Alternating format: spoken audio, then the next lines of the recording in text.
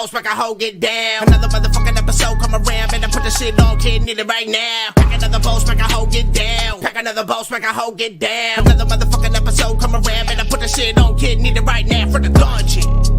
Strap in, motherfucker. Ladies and gentlemen, Dee motherfucking Rotten. And welcome to From the Dungeon Podcast, episode 155. I hope it's 155 because I think I said that shit last week. But yo, welcome to the fucking show. I'm your host, Dee Rotten, and I'm here with a guy, the J to the O to the S to the E, evil Noriega, like a fucking dope MC. Because I'm down with the OPP. Yeah, you know, oh, whatever. I'm going to throw it all too fucking old school. What's up, D? How you doing, brother? What's going on, man? I'm chilling, brother. Chilling, man. You know, just, you know, I was watching a little bit of the Wu-Tang fucking story and shit, you know, and I started, you know, feeling the Shaolin. I hear that. Now, is this the show? There's supposed to be a show, isn't there, about the Wu-Tang? I'm not watching that Hulu. Like a miniseries? Yeah, it's on Hulu. That's the no. I watched the documentary about them and shit. They had it on Showtime. Oh, I see. I'm not familiar with that one. It's on you. They got it on you. They got it on YouTube too. I think I was watching it on YouTube or Netflix. One. It's probably like old, right? At this point. Yeah, I mean, I think it was like maybe fucking 4 or 5 years ago it came out. Yeah, so yeah, it's pretty fucking old. I mean, again, I haven't caught up with any of that stuff. Look, man, I mean, I used to listen to it when I was a lot younger. Yeah. And, you know, when it was fresh, I guess you could say, but, you know, I haven't really heard much. I mean, besides my favorite rapper in the whole group, I don't know what was yours, and I guess we'll find out. But Hector wants to know, the homie Hector wants to know why is your back to the camera. Oh, okay. All right. So here's the thing. On the podcast that we do called Pigz Radio that I'm part of, my back is always to the camera. And it was originally, I was off camera actually when we started the podcast. Yeah. But what happened is, once he put me on camera, like frontal, I looked so fucking fat because of the camera. And then I was fat, you know, or I am fat, I should say. I just was embarrassed to fucking, to be on camera. So when we got a chance and we moved into Mario's new studio, when we got out of his apartment, moved over to his grandmother's spot, I told him just get the back of me, dude. Don't bother with, like, you know, trying to get the front, you know. Or I sat in tension with a camera to my back. Like okay, now it's kind of like, you know, chicks do with like Instagram where they want an angled shot because they want to look skinnier. Oh, that's your up shot. Yeah, I'm like from the titties up. So my back, that's like really like my titties up fucking Instagram picture. You know, don't take a picture of my gut. Just everything else is fine. Oh, shit. You got the homie Gabino said, what up? What up? What up, Gambino? So, yeah, so that's the story of my back being to the fucking camera. It's like I'm pretty much trying to not look as ugly for the camera as I normally would. So now, this is the first time on the show, bro. So welcome. I'm sorry, my hip hopness gets taken over. You know, like. Oh no! Listen, I'm always down with it. I still listen to some of the new hip hop. You know what I mean? It's just, you know, Wu-Tang's one that I haven't listened to in a while, man. And I was gonna tell you my favorite is ODB. Oh man! I mean, Osiris, that dude is fucking badass. I mean, listen, he was just the funnest one out of all of them. You know what I mean? Yeah, he's doing like Raekwon and all them. Yeah, he was more like fucking. He was just gonna fucking make fun of everything. Or I could just say like this: he was the least hood one. I mean, I don't know about that. I mean, the dude was like fucking. He was on. Yeah, what was he on? Go MTV Raps or some shit like that. Going to go cash his baby's mama's fucking. Yeah, but I mean, or welfare check. I mean, hood like attitude, you know, like he knew how to have a good time. He didn't take shit serious, you know. He never took shit serious, you know. I mean, look, man, he and Mariah went back like two babies with pacifiers. You know what I mean? It's like that was his shit, you know. It's like, you know, that dude was awesome. So let's take it back, but let's take it back to So where are you from, bro? Where did you reside when you were growing up? What did you call home? You know, the hood, whatever you call it. All right. So listen, I was born in Mexico. I was born in Tijuana. Now, mind you, I'm saying this properly. So yeah, I'm not from this country, man. I'm a foreigner. You know, so. Word. my parents brought me over when I was 3 years old, and they actually brought me here legally. We didn't have to fucking swim across the river or anything like that. We don't need La Migra fucking running up. Yeah, like I stay away. I got my green card. I don't have it on me, but it's at home. You know what I mean? You don't even have to trip. Just keep on moving. Keep on moving. So yeah, I was born there. It's like from there, I've lived in LA all my life. It's like I've traveled to certain places, and everywhere I go, I always get homesick, except for Hawaii. I went to Hawaii and I didn't care to leave. What's motherfucking expensive over there? You know what? It's more expensive than here, but it's not that much more expensive. I mean, there's certain things, perishables. Yeah, that shit gets more expensive, but it's like everything else is fucking from here. Like Magoo on there, fucking Linwood. Yeah, so now I stay in Linwood and shit. So I've been living here for a while, and it's like I'm like literally down the street from the studio, which is in an undisclosed location in Compton. Yeah, Gabino wants to know, what do you think about Snoop Dogg buying Death Row? I think it's in a sense I want to look at it as kind of payback for Snoop buying Death Row, since I mean, Suge always he was always what's the word? He was always bullying all the dudes that were on his label, right? Yeah. And he treated like prison. Yeah, I mean, so I kind of see it as it's like a jab back at fucking at whatchamacallit, for Suge. At Suge for basically, it's like, what now? What are you gonna do? It's like, I bought your label. You know what I mean? It's fine. It's in a sense I kind of look at it as a sense of payback. And obviously it's monetary. Obviously he's gonna make fucking money off of it. You know what I mean? He bought a brand back, just like, I mean, Puffy just recently bought back fucking like his old Sean John, Oh, Jesus Christ. I thought that shit was gone forever. Yeah, well, guess what? He bought it back, and apparently he's going to start putting out clothes and stuff again. So we'll see what he does with it. But I mean, it's kind of, like some people are kind of trying to revive their old brands back, So I mean, this is kind of the way I see it. And it's like, more power to him. I hope he fucking finds good talent to put out, Yeah. I mean, he found Daz and Corrupt, so it's like I don't see why he couldn't find anybody else, that would actually like be as good, I guess you could say. And you figure people are throwing themselves at him. I mean, the guy's actually changed a lot throughout the fucking years. It's like he went from just being like a gangster rapper, quote unquote, to just like fucking diversifying his shit. I mean, hanging out with Martha fucking Stewart. Can you believe that a Crip, a gangbanger, right, would be like the Disney fucking World like person in one fucking body? He's like Disney World. Everybody loves you. Right. Everybody loves him. Can't do nothing wrong. Time changes people, you know what I mean? And it's like, and it's not so much that he changed, it's that everybody else around him changed, you know what I mean? It's like the dude still like throws up C's, you know what I mean? But it's people become okay with it. The world now is like, it doesn't mind any shit as much as it used to before. It used to be totally fucking offensive. You know what I mean? People, when, it's like, you would hear like, fuck the police. It used to be the worst thing you could fucking hear or play or have, or even say. Now, who the fuck doesn't say fuck 12? Who fuck the police? Well, that's some City of Compton shit right there, bro. You got to say it, man. Well, yeah, I mean, outside of here, though, I mean, you got kids saying it in fucking San Diego. You got kids saying it all over in fucking Seattle, Portland. It's like all over, it's all over now. It's fucking, man. Yo, fucking. But Snoop, fucking more power to that dude, man. I hope he fucking does something with the fucking name, creates his own brand out of it. Now, do you think he, okay, now say he bought the brand, right? Right. Do you think that comes with like the master tapes? Nah, dude. I mean, that's the music. No, he doesn't. I don't think he does. I mean, it's only going to be like, like Snoop owns his own shit if he didn't sign it all away. So to me, everybody else that was on the label, they all got their own shit unless they signed it away to Death Row. But then again, they probably signed it directly to Suge, not so much the label, but straight to Suge, But if he doesn't get the masters, that's like fucking buying WCW without getting the library.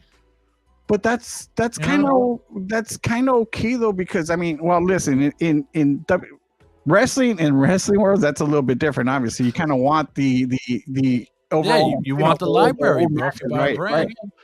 But when it comes to Death Row, you're buying more of the brand than anything else. It's like, and yeah, if he could have gotten all that for sure, but I it's like, but he could make something of it though. because it's still brand recognition. You're buying the name. You're not necessarily buying everything else that comes with it. If you could, great. But yeah, I doubt that he's getting all that bullshit now. It's a fucking waste of money, but hopefully he does something good with it, bro. I mean, how do you feel about it? To me personally, I mean, Gabino, how you feel about it? Because me, makes no difference to me fucking, you know, if he has it or doesn't. You know? Yeah. I mean, if you ain't got the masters, fuck do I want the name for? You know? That's just my opinion. It's a brand, you know what I mean? It's like if you buy McDonald's, you got the brand, right? But I mean, listen, they're not going to give you the burgers and everything that comes with it. It's fine because no matter what, you still got the brand, you know, it's still something to work with. No. I don't know. You're like, fuck that shit. You're not selling me on this motherfucker. This dog won't hot. But yeah, so you're from LA, right, man? Yeah. So when you were coming up, man, how like how was like, you know, the music scene out there, you know, and all that shit, man? I mean, the music scene's always been good, you know what I mean? Like when I finally I was born in 1972. I'm 49 years old, man. So I've seen some shit. Now, as far as when I was actually getting into it, like in the 80s, when I was getting into music, when I started discovering like all the different types of music was out there, I mean, LA was great. I mean, LA was great aside from the long hair, like, you know, like fucking rocker shit that you're accustomed to. The gay LA metal. Yeah, you know, all the glam stuff, you know, all that stuff, and which I liked a lot of it, you know what I mean? I wasn't wearing lipstick though with long hair. Fuck all that, dude. I definitely didn't want to get confused for a woman back then. All the chicks back then though, I heard. I mean, yeah, dude. Look, that's a for sure, man. Like chicks were throwing themselves at these dudes, man. I was like, fuck. Molly, yeah, for sure. But I mean, I was listening to like thrash metal, you know, I was listening to like Metallica, I was listening to a lot of Slayer, you know, I was listening to just that stuff, and then it even kind of progressed to like punk bands, even, or crossover bands like DRI, and you know, just random shit. You know, I mean, Anthrax from out there in fucking New York, right? Yeah, from Queens or fucking out that way. Yeah, I mean, even now, forgive me, like, so I know like there was Bon Jovi back then in New Jersey. Whoa. That's the only man to name an album after New Jersey. Yeah, you're right. He's a great man. Now, but who was there like how was the metal scene out like back in the day? I mean, obviously you're not as old as I am, but I mean, you know, it's like, what do you remember from the New Jersey music scene, especially in metal? I mean, I don't. Just killing me. Well, you got an issue going on over there on your side? Yeah, you know what? I'm fuck. Because if I want to kill the echo, I have to jump out and start a new live. Oh, well, yeah. I mean, listen, if you got to. Look, man, don't worry about it. I'm used to Mario. Like these are the Mario type fuck-ups that I've run into in the past. I don't even know how many fucking years. You know, I'm fucking stoned and pulling a Mario. Well, it's exactly like I might as well be sitting across from Mario. You know what I mean? It's like I literally should be just sitting across from Mario, but it's like in this case, obviously that's not what's going on, man. But don't even trip. You gotta shut in, restart. Let's go, man. Fuck it. So, well, it's gone now. It'll gone. It'll come back like herpes. Well, let's hope not. Let's hope. At least it's like, you know, at least when it flares up, it's like, well, no. So speaking of Mario, how did you meet Mario? How did you become a part of the Pigz world? So this is kind of the funny part, man, because I used to like back in the day. It's like maybe about. Because you guys are like about 10 years apart, right? Are we? Yeah, I guess so. I don't fucking know Mario's age. I mean, didn't he just turn 40? I mean, okay, yeah, right? So yeah. So we're like about 10 years apart. But I used to work at Guitar Center back in the day, and I mean, you guys had them back then. Yeah. So it's like I was like selling like fucking audio gear and shit, and I had a bunch of like clients, right, that I would work with.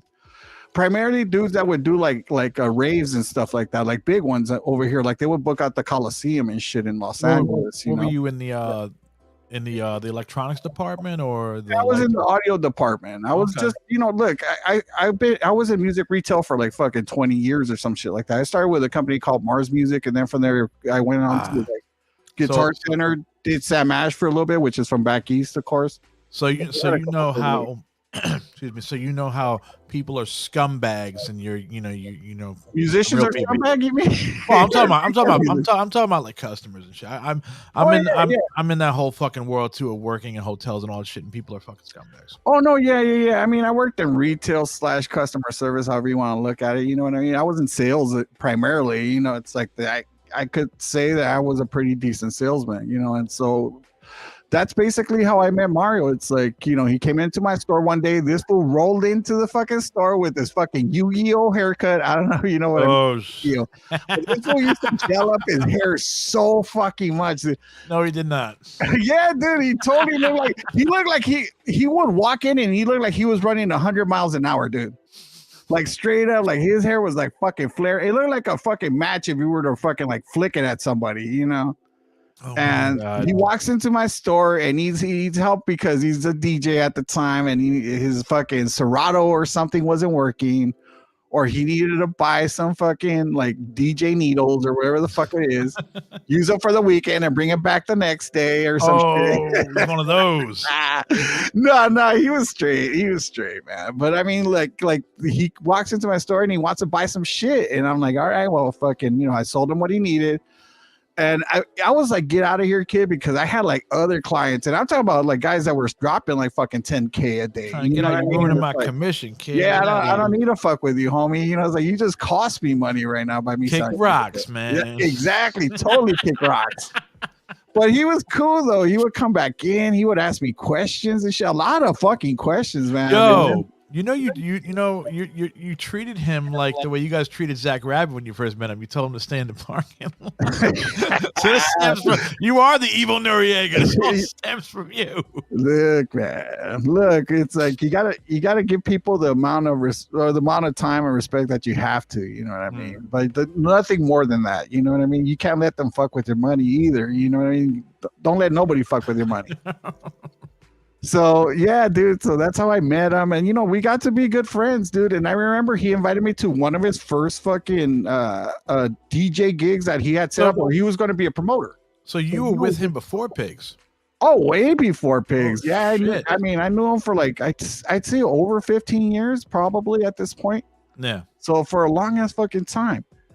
And he invited me to one of his things, and I went, you know, respectfully, because he at that point he kind of became a somewhat of a friend and a customer. And then so I just thought, you know what, I'll come out and support. Like any one of my clients that would invite me to stuff, if they're going to spend money with me, then I'm going to respectfully go to whatever they invite me to go to attend. You know, it's like I like to see what they're doing with the fucking gear to top it off. You know, like, so if they were a DJ, I'd go see. If I sold them a fucking guitar, they asked me to go, I'll go see what they're fucking doing with that guitar.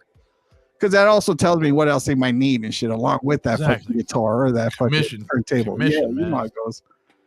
So yeah, so that's how I fucking met Mario and stayed friends for a long time. And you know, I myself, outside of podcasting with Pigz Radio, it's like I was also a promoter, so I was putting on my own events. Okay. And so you know, when Mario started Pigz up, it's like he had some other dudes doing it with him, and then one day he invites myself and my partner at the time, this guy named Brando Von Basville. How did he ask you? It's like, yeah, man, I got a podcast. You want to come on, or he had to hear it first? Basically, it was that. You know, it's like I might have sold him some of the stuff for his podcast, and then you know, one day out of the blue, you know, we were gonna do our thing, and we thought, you know, we should really promote it. Well, I mean, you know, when Mario approached us about coming on, we thought, yeah, we should really promote it, and let's go on this dude's podcast and let's fucking talk about our thing. Yeah. So in that, when we came on, you know, it's like at the end of the interview, which was pretty cool, pretty fun. I like the vibe there.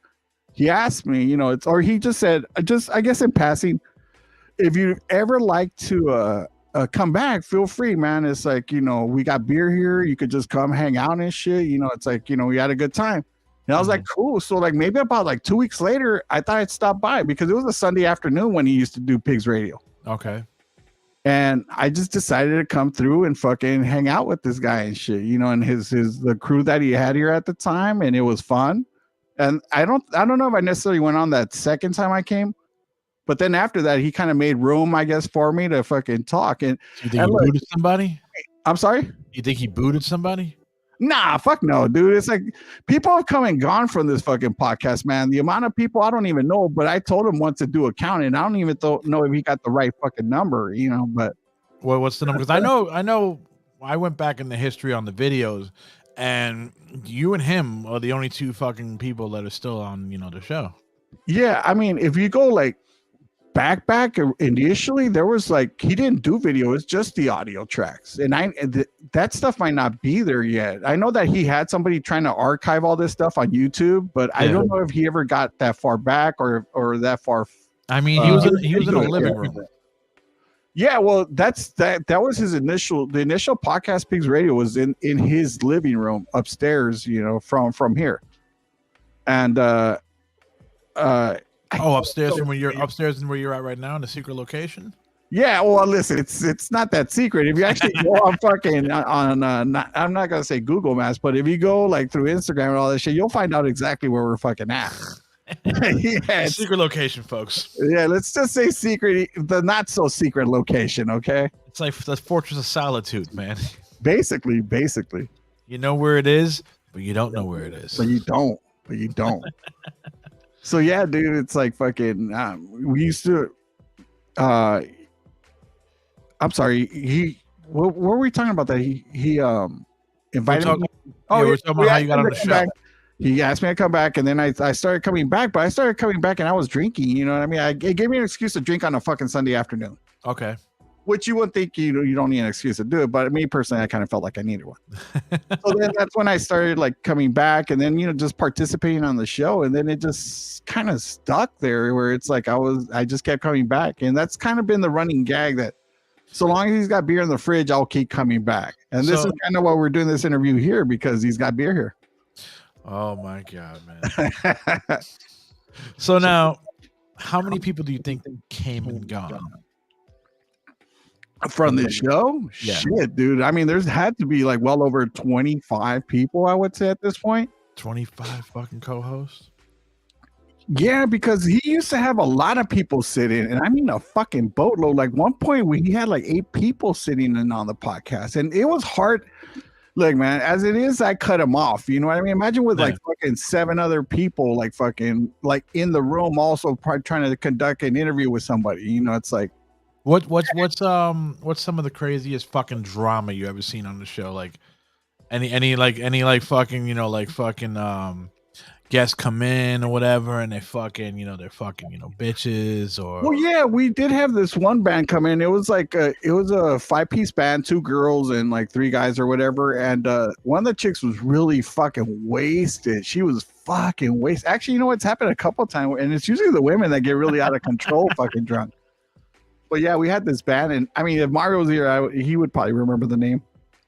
But they came on, and the chick was drunk, and she was like standing on the fucking table. She was like fucking, when they were playing, she was playing totally the wrong fucking songs. Oh, she was playing an instrument? Yeah, she was playing guitar. And she was like literally playing the wrong song, and they had to stop the song to restart all over again. But she was fucking tore the fuck up. Jesus Christ. See, that's my. Oh yeah, there was another band called Doa's Daydream. Excuse me, it's all this fucking beer. Doa's Daydream, and that chick was like fucking. She got pretty fucking tossed, man. I think I've seen that one. It wasn't that long ago, dude. Yeah. It was like maybe sometime last year, middle of last year. Yeah, I think I've seen that one. Yeah, so that chick was pretty fucked up too. But I mean, it's usually somebody's always drunk. It usually starts with somebody drinking, and then from there it just becomes like fucking mayhem. Who's that one band? That for sure was mayhem. Who's the most? Who's like? You have any famous people on the show, or? I mean, we just recently had Clive Farrington on this show from When in Rome. I mean, could he be the most famous one that we've had here? Possibly. I know we've had some Instagram verified people that other people think are famous, but you had some influencers on the show. I mean, I guess so. I don't even know if the guy really realized what that meant to have a blue check mark on his name. You know what I mean? He was kind of like, really? Is it that big of a deal? I'm like, yeah, it's that big of a fucking deal. The guy had the check mark, and he just like was all nonchalant. Yeah, like he didn't really get it. You know what I mean? We're like, we were like fucking tripping out about it. Again, for me, I could care fucking less, blue check mark or not. But I know a lot of people kind of give that a lot of weight. You know what? Today in social media world, you know what I mean? It's like that shit means a lot. Apparently, I can't even get a blue check mark, bro, and I know who I am. Well, listen, I think it applies to all of us, you know what I mean? But it's only the select few and the lucky few fucking get it, apparently, man. I don't. It's fucking stupid, bro. It's like you show an ID, yo, yeah, that's me, bro. It's like verify me. Yeah, exactly.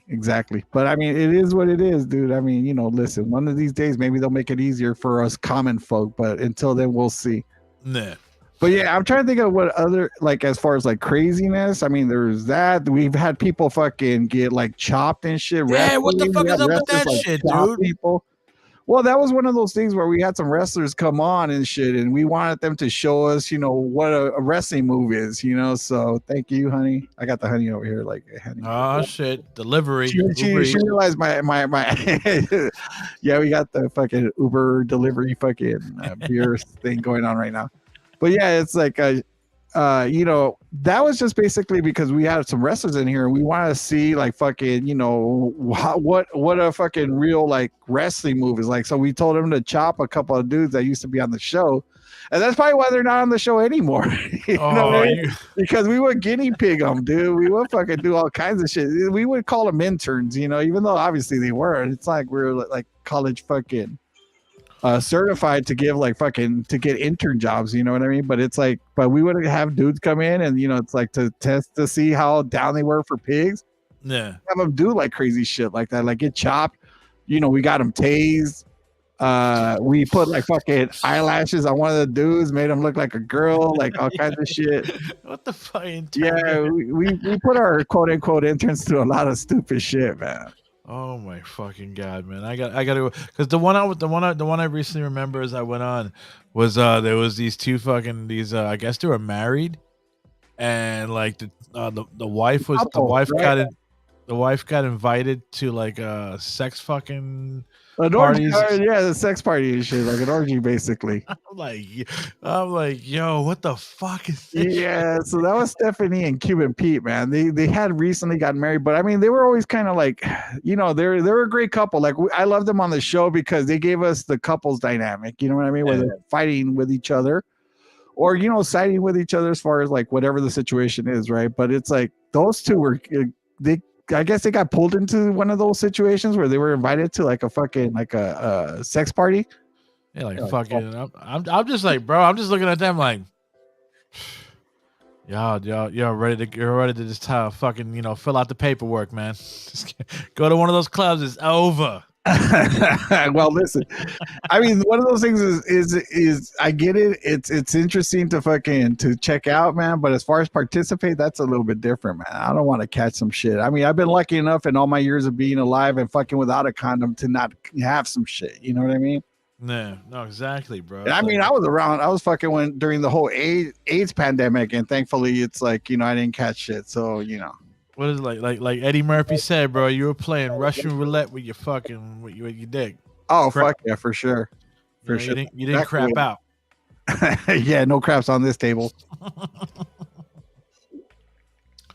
Oh man. I'm still fucking stoned. Yeah. Oh, that's good, man. I'm waiting for Mario to come back down. That dude's talking about he was gonna go upstairs and grab something to eat, and then that motherfucker's upstairs munching, man. He ain't coming down. No, he's not. Hey, but can we take a break because I gotta hit the restroom real quick, man? No problem, man. We'll take a break right here. Yeah, man. We're gonna play right now, bro. We're gonna play Neon Funerals. She's a Ghost, and we'll be right back, bro. With Evil Noriega. That's right. Come back. Peace. I'll tell you some stories. Look at real quick.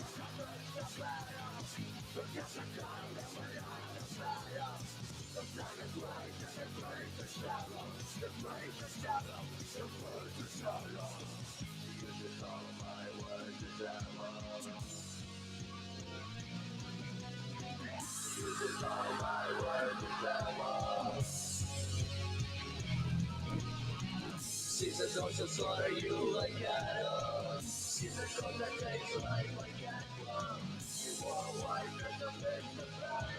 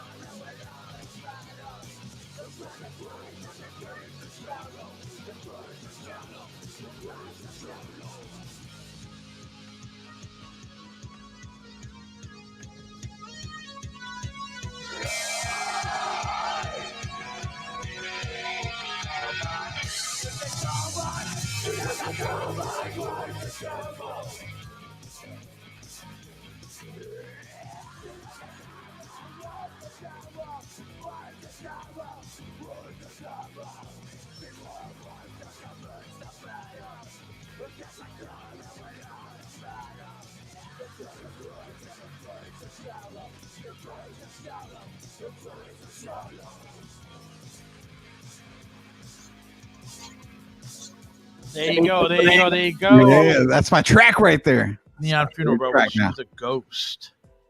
She's a ghost. So, do you know the guy that did this song? Oh yeah, I interviewed them. Oh, right on, right on. Yeah. No, there's some cool peeps, man.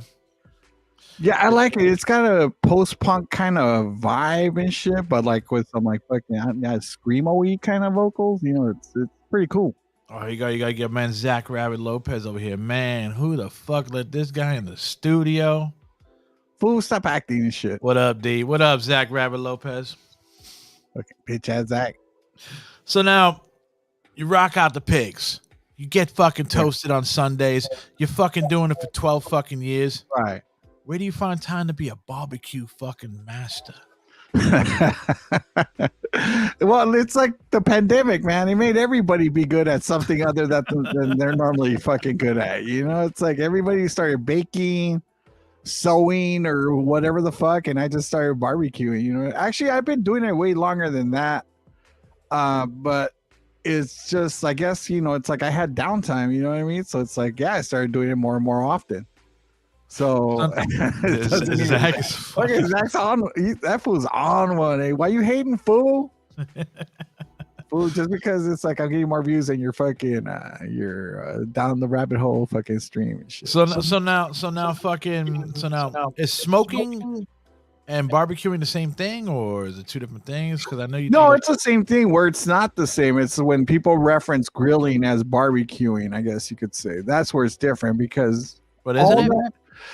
All that is just cooking at different temperatures. You know what I mean? You smoke at a certain temperature. Let's say barbecue and smoke is almost kind of the same. Mm-hmm. It just depends. They have something called cold smoke, man. It gets like a little technical, but I mean, there's cold smoking, which is what you do with like beef jerky and like certain sausages and stuff like that.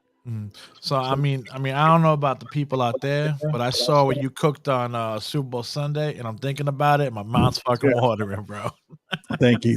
Yeah, it's a you know, I do what you call Texas style barbecue. You know, it's like there's a couple of different ways of doing barbecue. There's like Kansas City, there's of course Texas, and there's Carolinas. The Carolinas have their own way of doing barbecue. So it's like every region is different. You know, I do the Texas style, which is basically just salt and pepper and a lot of fucking smoke. You know, a lot of yeah, like cooking with wood. You know, with actual wood. There's no charcoal involved. You know, it's just actual chunks of wood. And Zach Rabbit's going off, bro. What's up with that Linwood way? That's how we do it, fool. There's like wood. The word wood is in Linwood. You know what I mean? Of course I have to barbecue with wood.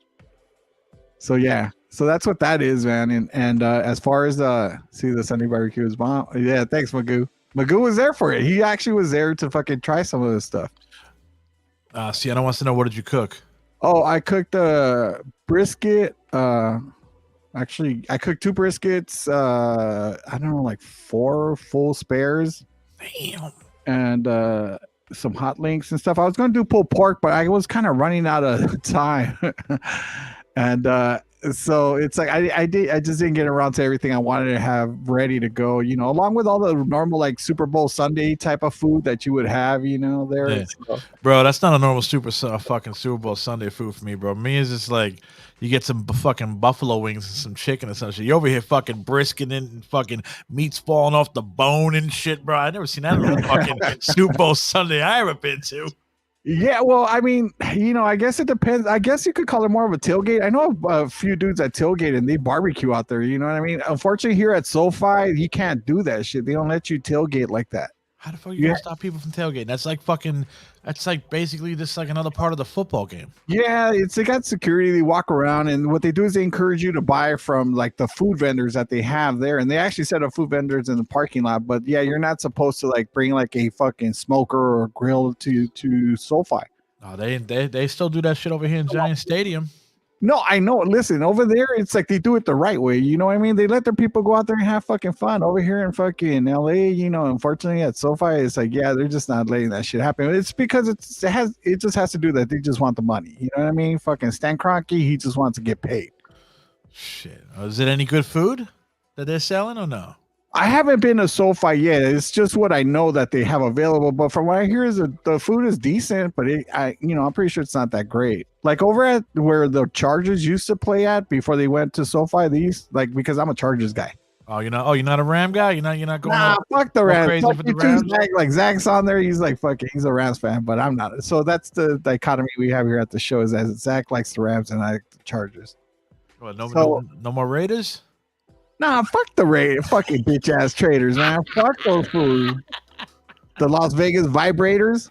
Fuck them. Nah, dude, I'm not a Raider fan. I used to be when I was a little kid, man. But as soon as they left LA, I was like, fuck them fools, you know? Dude, that's how I feel about the New Jersey Nets, man.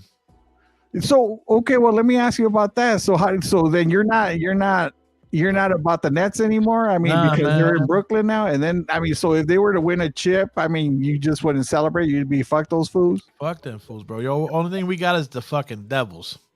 Oh. And we share that fucking the Red Bulls in New York. Oh, the MLS team, right? Yeah. Yeah, that's I mean, you're kind of limited at this point, right? Bro, we only got fucking what do you call it? We only got hockey, bro. That's it. Shit. And I mean, they brought us a couple championships, man, but then the Nets just went and they're a bunch of bitches, bro, and they go to Brooklyn. So I know we talked about this in the past for like a half second, maybe when one of the times you came out on Pigz. I mean, but you're not down with it, the Giants or fuck them fucking fools, man. I mean, they play in Jersey, right? We don't want them to, unless you're gonna fucking take our name. I hear that. I mean, I drive past that fucking stadium every day to go to work, bro, and I just look at it and I'm like, not my fucking team. Really? You know, that's kind of crazy though, that they claim New York, but they're playing in a whole different fucking state. Did you ever used to play Madden football? No, I was never a I was never a sports video game guy. Like I like you know, hack and slash video games, you know, like God of War and shit like that. But yeah. Well, not into the video game sports games. They had I think it was in '96. They had Madden for Sega Genesis and Super Nintendo or whatever and all that shit.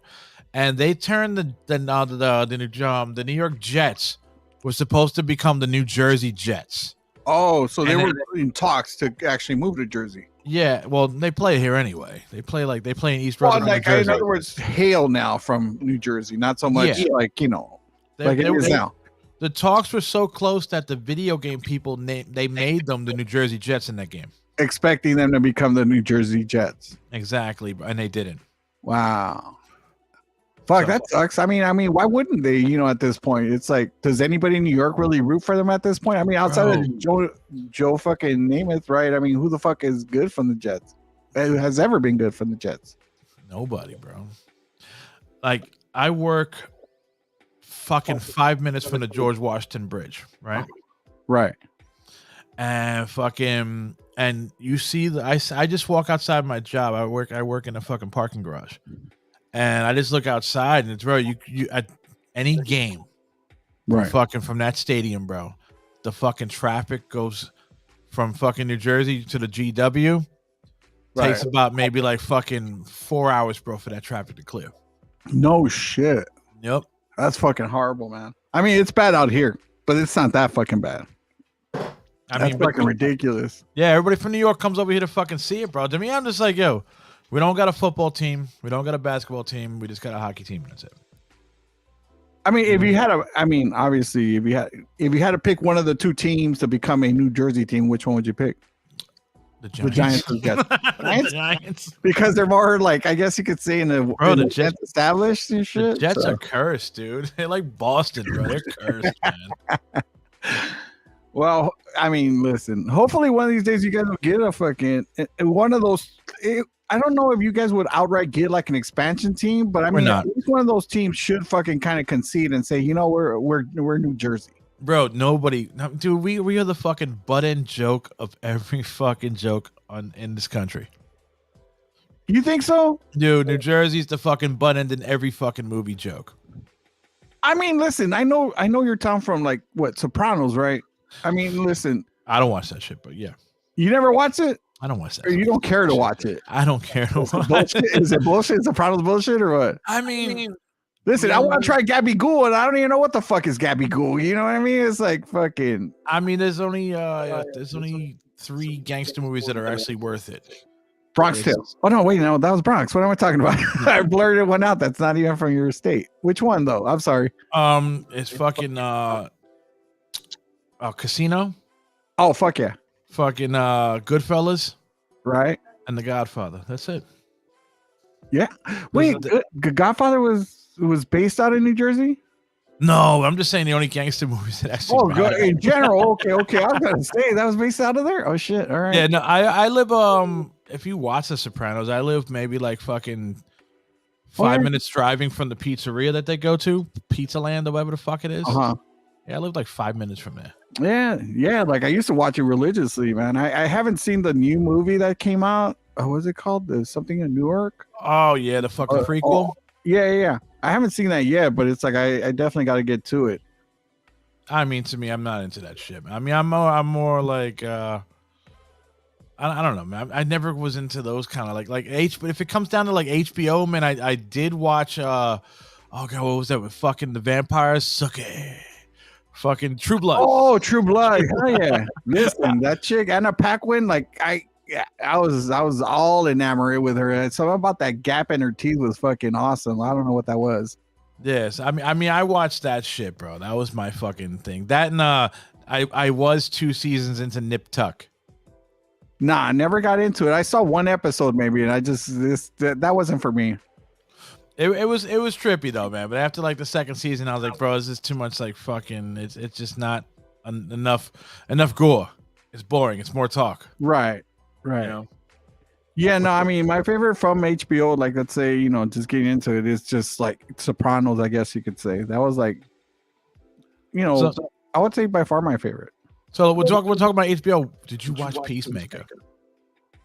No, I haven't gotten to it. It's okay. I'll tell you right now. And listen, I get it. It's a DC Comics character. You know what I mean? It's John Cena.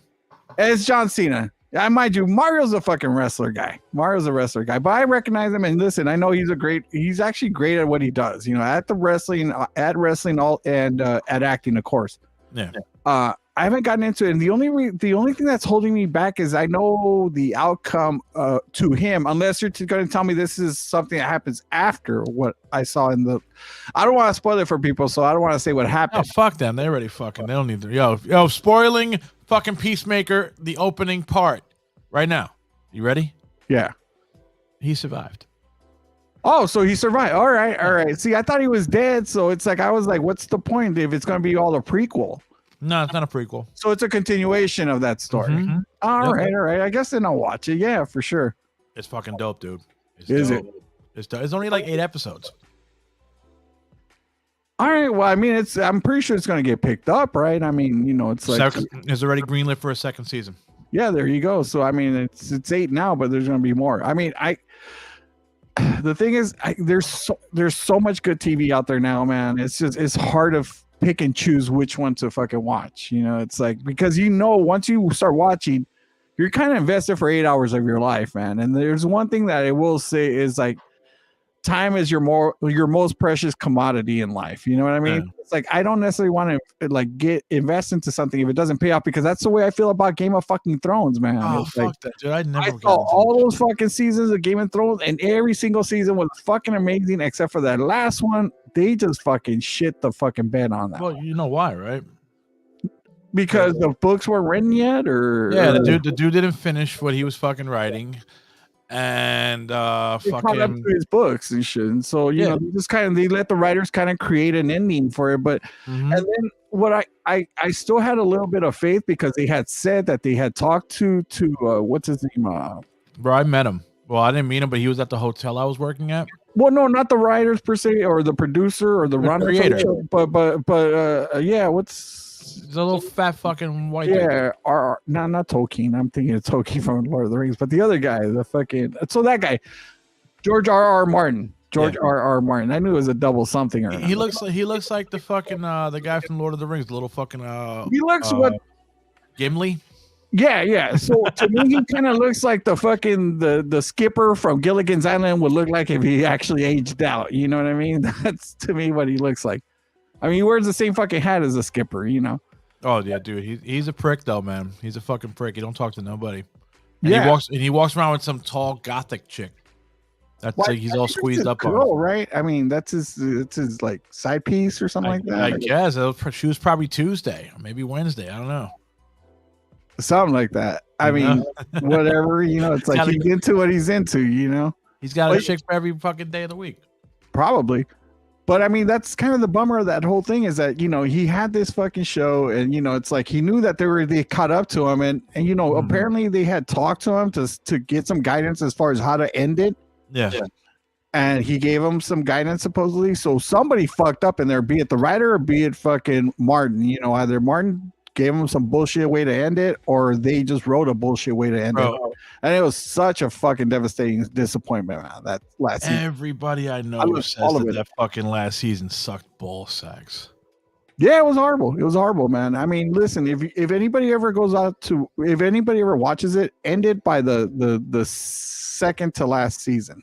Oh, I gotta this just in. And I don't like talking about politics and all that bullshit. Right. But Russia just fucking bum rushed Ukraine. Oh, did they? They moved in? I don't think we're going to do anything about it. I mean, I understand why, like, everybody was getting their stance of no, don't, you know, don't. But in the end, it's like they're going to do what they're going to do on that side of the world. And, you know, it's like, who the fuck are we to tell them no? You know what I mean? It's like, just, if that's what they're going to do, they're going to take over the Ukraine, then let them take over the Ukraine. Listen, the USSR happened. You know what I mean? It's like, this is like a reshaping. This is a recreation of the USSR. So now, do you think if we send David Hasselhoff or Sylvester Stallone over there, we could piece this up? I mean, maybe we should send like fucking what's his name? I'm trying to think of the actor, dude. Fucking, but anyways, I mean, no, not Van Damme. Jason Statham, you know what I mean? Maybe he could fix this for us. You know what I mean? Maybe Jason Statham could fucking make this shit happen. He'll load everybody he'll transport everybody, you know? You think if we send The Rock, Peacemaker? For sure. Send the Peacemaker and send The Rock. You know what I mean? Send them both. I mean, look, The Rock for 2024, right? Yeah. I mean, let's say The Rock decided to become the president. America wanted this said. Yeah, you know, you're right. America always wants war, man. America, the war machine, and this is kind of something that I think we're getting into previous, like actually starting to talk. It's like the war machine is always alive and well and healthy. You know what I mean? We're always looking for excuses to get into some shit. You know, because why? Because it's good for the economy. It's good for fucking everybody, you know, to make money. At least the rich to make money. Well, yeah, the rich people own all the gun shops and all the fucking factories, so they make all the money. Yeah, so it's like, you know, this country, for as long as I've been around, has always wanted to get involved in somebody else's fucking mess. You know, it's like instead of just saying, you know, and I get it, during World War I, we try to stay out. And then during World War II, we definitely try to stay out until like Japan attacked Pearl Harbor. But outside of that, we've gotten involved in every fucking war, and it's all on the pretenses of we got to help, we got to police. But you know, we don't. Let's just let them just do what they're going to do. And then, you know, until they come to us, you know, let's just let them be. You know what I mean? Seriously, bro. It's like, yo, man up, man. Defend your own shit. Yeah. I mean, listen, if Ukraine didn't want to get invaded, you know what I mean? It's like, if they want to buy fucking war weapons, you know, from us, let them buy it, but let's not get involved outside of that. You know? Better than Kanye West as president. I mean, ye for pre. You know yo, every American gets a free pair of Yeezys, bro. Dude, I'm down because I'll just end up flipping them on eBay. You know what I mean? So it's like I'll make some money off of it. Hell yeah. You go to vote and they give you a free pair of Yeezys? Yeah, I just don't want them fucking shitty looking like spacey fucking what are those rubber shoes? What are they called? Yeah, I don't want the croc looking Yeezys, man. Fuck that. Those things are fucking whack, dude. But yeah, I mean, listen, it's the way the world turns now. You know, you know what, man? You know what I'm thinking? What? World War III is about to happen. I just want to see Doctor Strange too, bro. I don't care, man. The sequel, the continuum. Yeah, man. Like, yo, let's get into that, man. What do you think about the Doctor Strange 2 trailer, man? What do you like? I haven't seen it. I mean, there really is a sequel. I haven't seen it. Listen, I'm not online. I mean, I definitely live in YouTube world and shit, but. You know, I haven't that hasn't been in my feed and shit. I mean, a lot of Power Tools for some reason, but not Doctor Strange 2. So there is a sequel to it. Bro, it comes out in 2 months. Oh wait, Doctor Strange. I'm thinking of the fucking the war movie with John Cleese and shit. Cobra Kai? No, it's a war movie. I think you said John Cleese. No, not John Cleese. John Cleese, like the Pink Panther and shit. You know? Oh shit! Never mind, dude. That's how old I am. It's like I totally thought of a different movie, Doctor Strangelove, and How to Love the Bomb, or whatever. Right?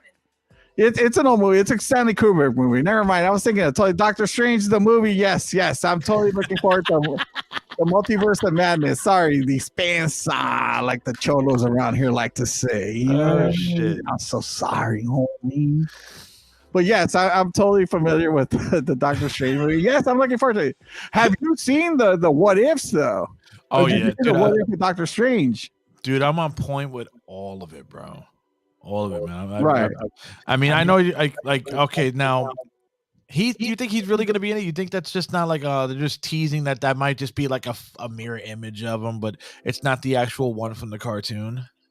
I would think it's the one from the cartoon. You know what I mean? I think it's going to involve that because I mean that's kind of what the what ifs are. It's like if we had an access to see an alternate version of this character, you know, what would he be like? You know, what if he was this other person?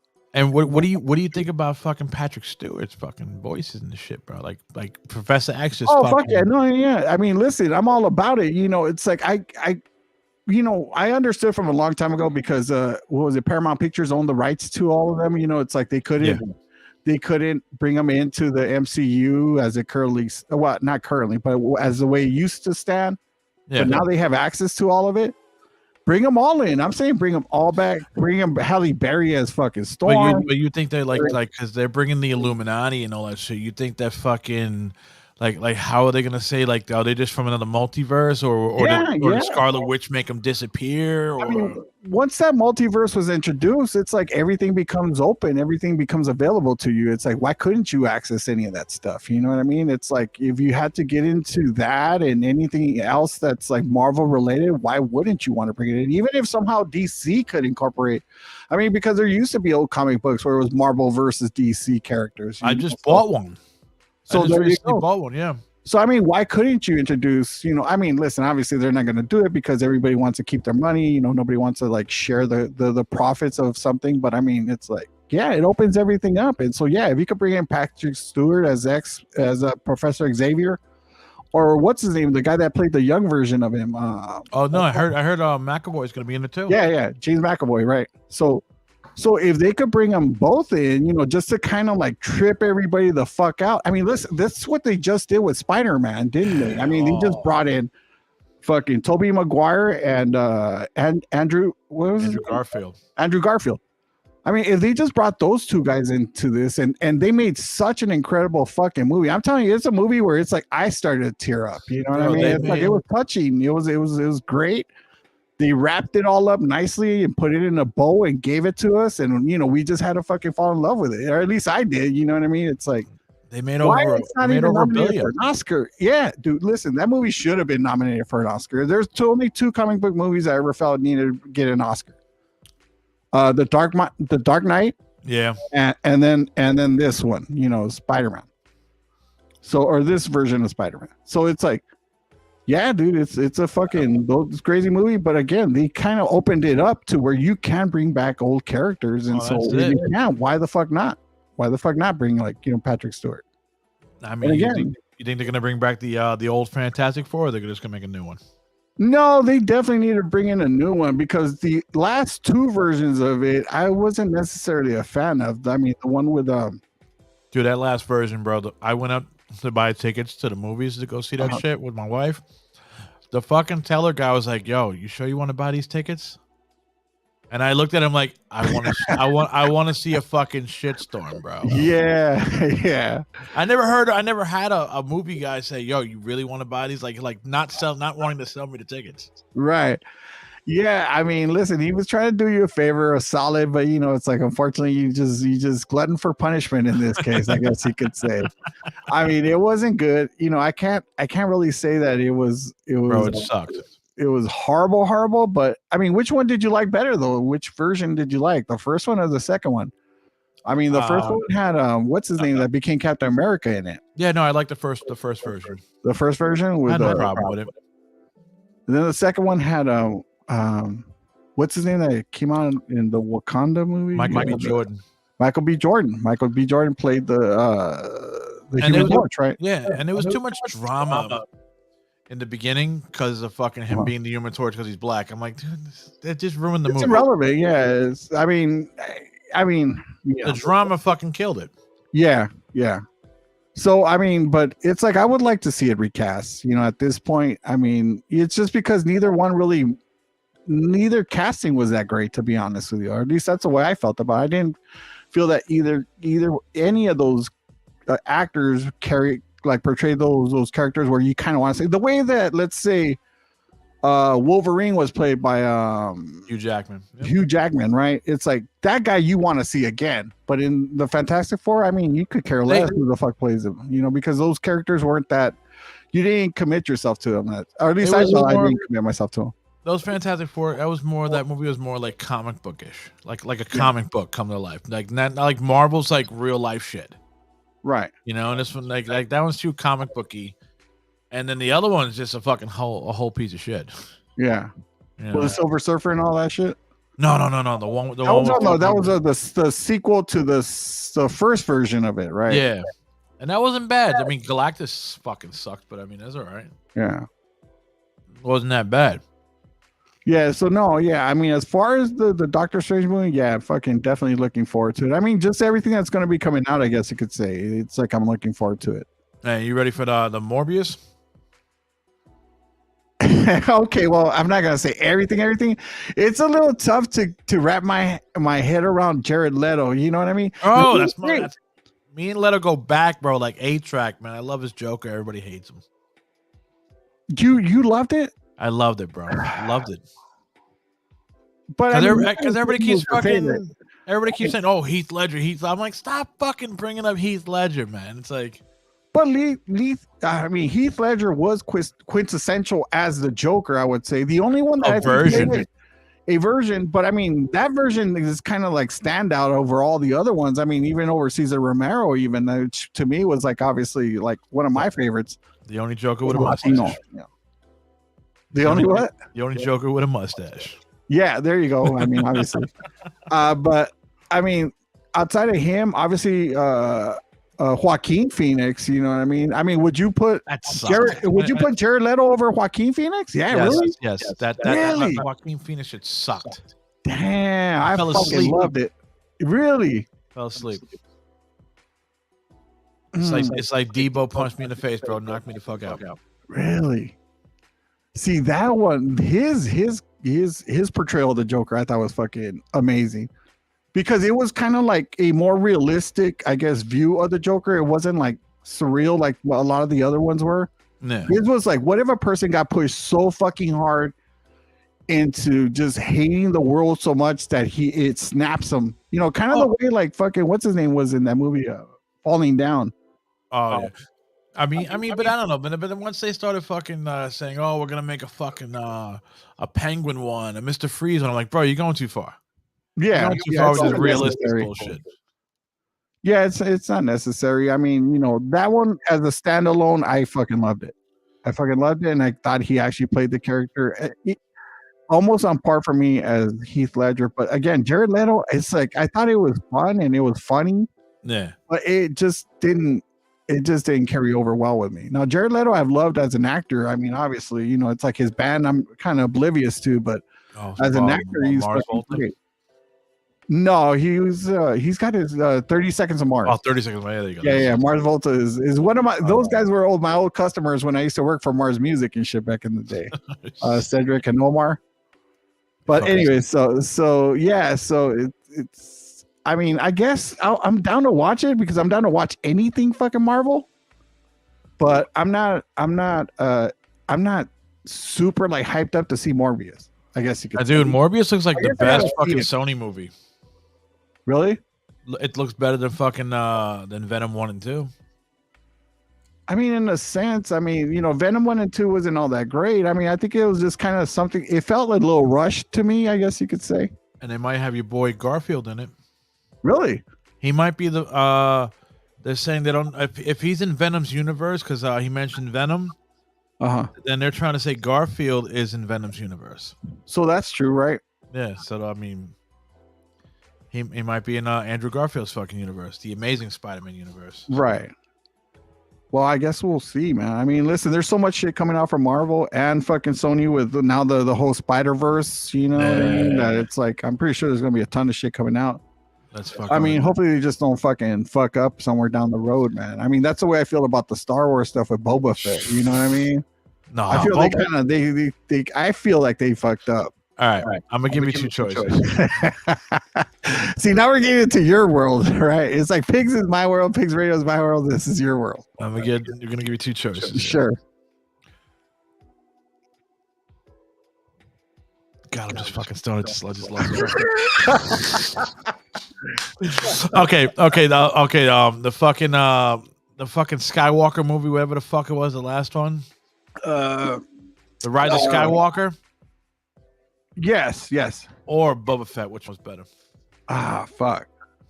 So far, I'll tell you Revenge, because there's not a episode of Boba Fett that I've been like, God damn, that's not Revenge. The Rise of Skywalker. Yeah. Are you really picking the Rise? The first one? The first one of those three. The last one of those seven. Oh, so the last one. I'm sorry. Yeah. Listen, all these names now have become like so fucking confusing now that it's hard to differentiate all those movies. But okay, so the last one, You know, it was a piece of. No, mind you though, I haven't seen I haven't run through all the Boba Fett episodes. I think I've gotten up to like maybe 3 or 4. How many watched? Like 4, but it's like I'm kind of like I kind of parked it, dude, because I was just so like bummed with how it's going. It's coming off very political, almost like the first 3 Star Wars episodes. Hold on. She don't like Marvel. Oh, she doesn't like Marvel. Okay, yeah, sorry about that. Well, we moved on from Marvel onto Star Wars universe, but okay, so it's starting to come off a little too political, at least for me, at least in the first 3 episodes that I've seen of Boba Fett, because he's talking about like how he's owed like he's owed a tribute and all this other stuff. I just want to see like bang bang, shoot up. You know what I mean? From Boba Fett, I want to see this fool like hunting fools. It's a Western, dude. It's like a Western / mob. Western, don't you think? I mean, where he's talking about like, you know, like the Jabbas come in and nothing happens. Like he doesn't shoot up the Jabbas. Like you got to keep watching, bro. You got to keep watching. I mean, yeah, I gotta watch. Listen, for sure, I'm gonna watch the remaining episodes, and I hope it gets a little bit more faster paced than where it's at right now. So long as it does, cool. Because the lore of Boba Fett was such a big thing. Like he was the baddest motherfucker in the Star Wars franchise, you know what I mean, over anybody else. Even though Mario's shaking his head that no, that's bullshit. He was the baddest bounty hunter because he was so enigmatic, you know what I mean? You didn't know anything about the guy. You didn't know who the fuck he was. You couldn't tell if he was an alien under the mask, if he was like human. Okay, hold on. I got any of that shit after that. This is how Mario will understand. Boba Fett is the Jeff Hardy of Star Wars. Boba Fett is the Jeff Hardy of Star Wars. Oh, look! Like now, all of a sudden, absolutely right. I was trying to stay out of this conversation because obviously, Evil Noriega likes to talk about himself. He's the biggest fucking ham. I talk more about you than me, dickhead. Oh yeah, okay. You put me over. Yeah, cool. Because I say you're like a little. Dude, he had you over like Hogan had fucking Warrior over at WrestleMania. Listen, cover for me. I'm gonna go to the bathroom real quick. I just heard you guys nerding out about Star Wars and couldn't name episodes and whatnot. And I just started shaking my head like, what the fuck? Oh yeah, no, I was asking Noriega. I was like, you know, since he was like, you know, he wasn't really feeling Boba Fett. I said, well, I'll give you a choice, either the Rise of Skywalker or Boba Fett. Which one do you like better? You know what? I haven't watched a lot of the Boba Fetts either. They're stockpiled. You can't answer it unless you watch all of them.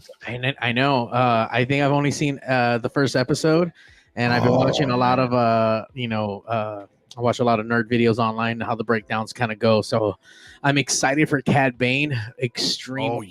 Awesome character from the Clone Wars. Man, I love that storyline. I'm not gonna fucking lie. I bought that shit on DVD. I was so upset, dude. I teared up at the end, like on that Lost Missions. I'm like, holy fuck. Mario, you got a question here from Skribbal. Oh yeah, what's up, Skribbal? What's the day he got to come on the show, and if you got his tracks ready? Oh well, no, he's got his tracks ready. When does he come on Pigz? I like how he asked me live on the fucking show. I know, it's like we've been waiting for him to come on fucking Pigz. Like, what's going on? Number one, I already gave him the date. I got to look at my phone.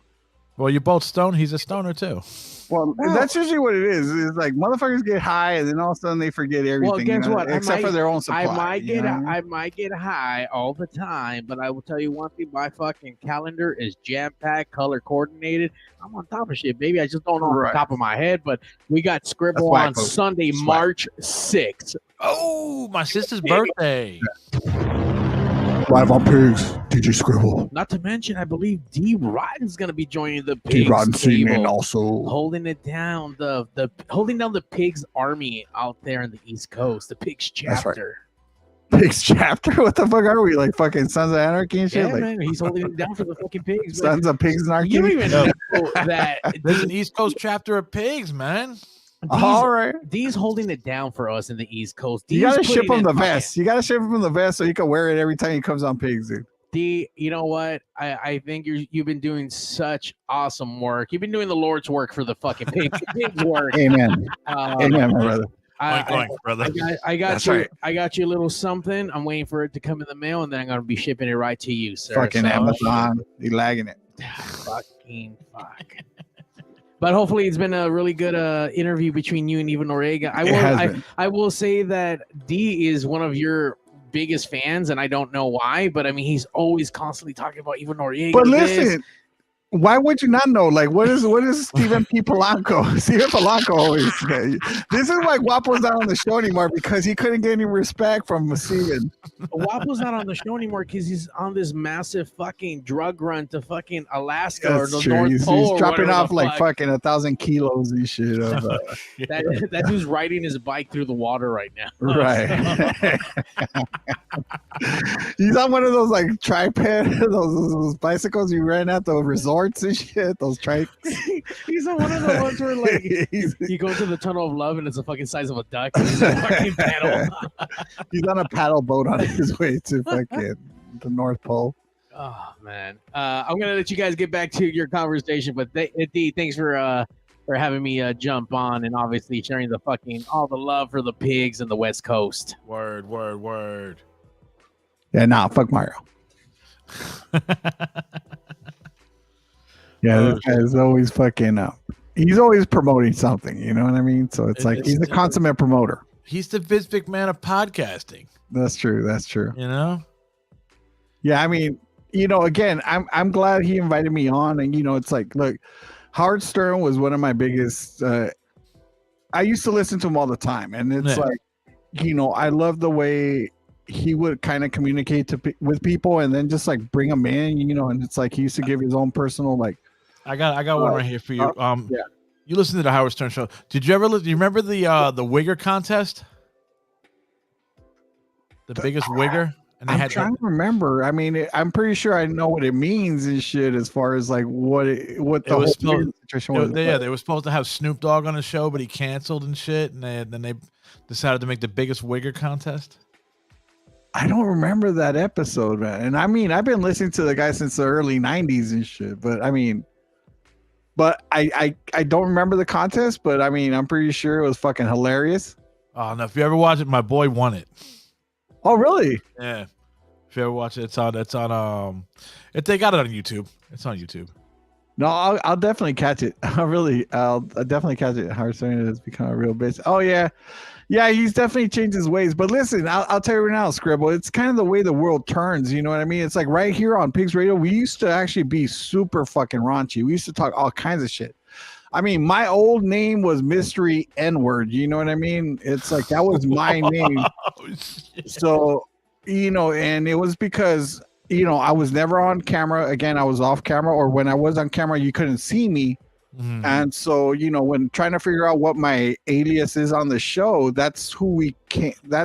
We saw this one commercial on YouTube about, you know, call in and, you know, you want to talk some shit, call in, and we have guys that will talk shit to you.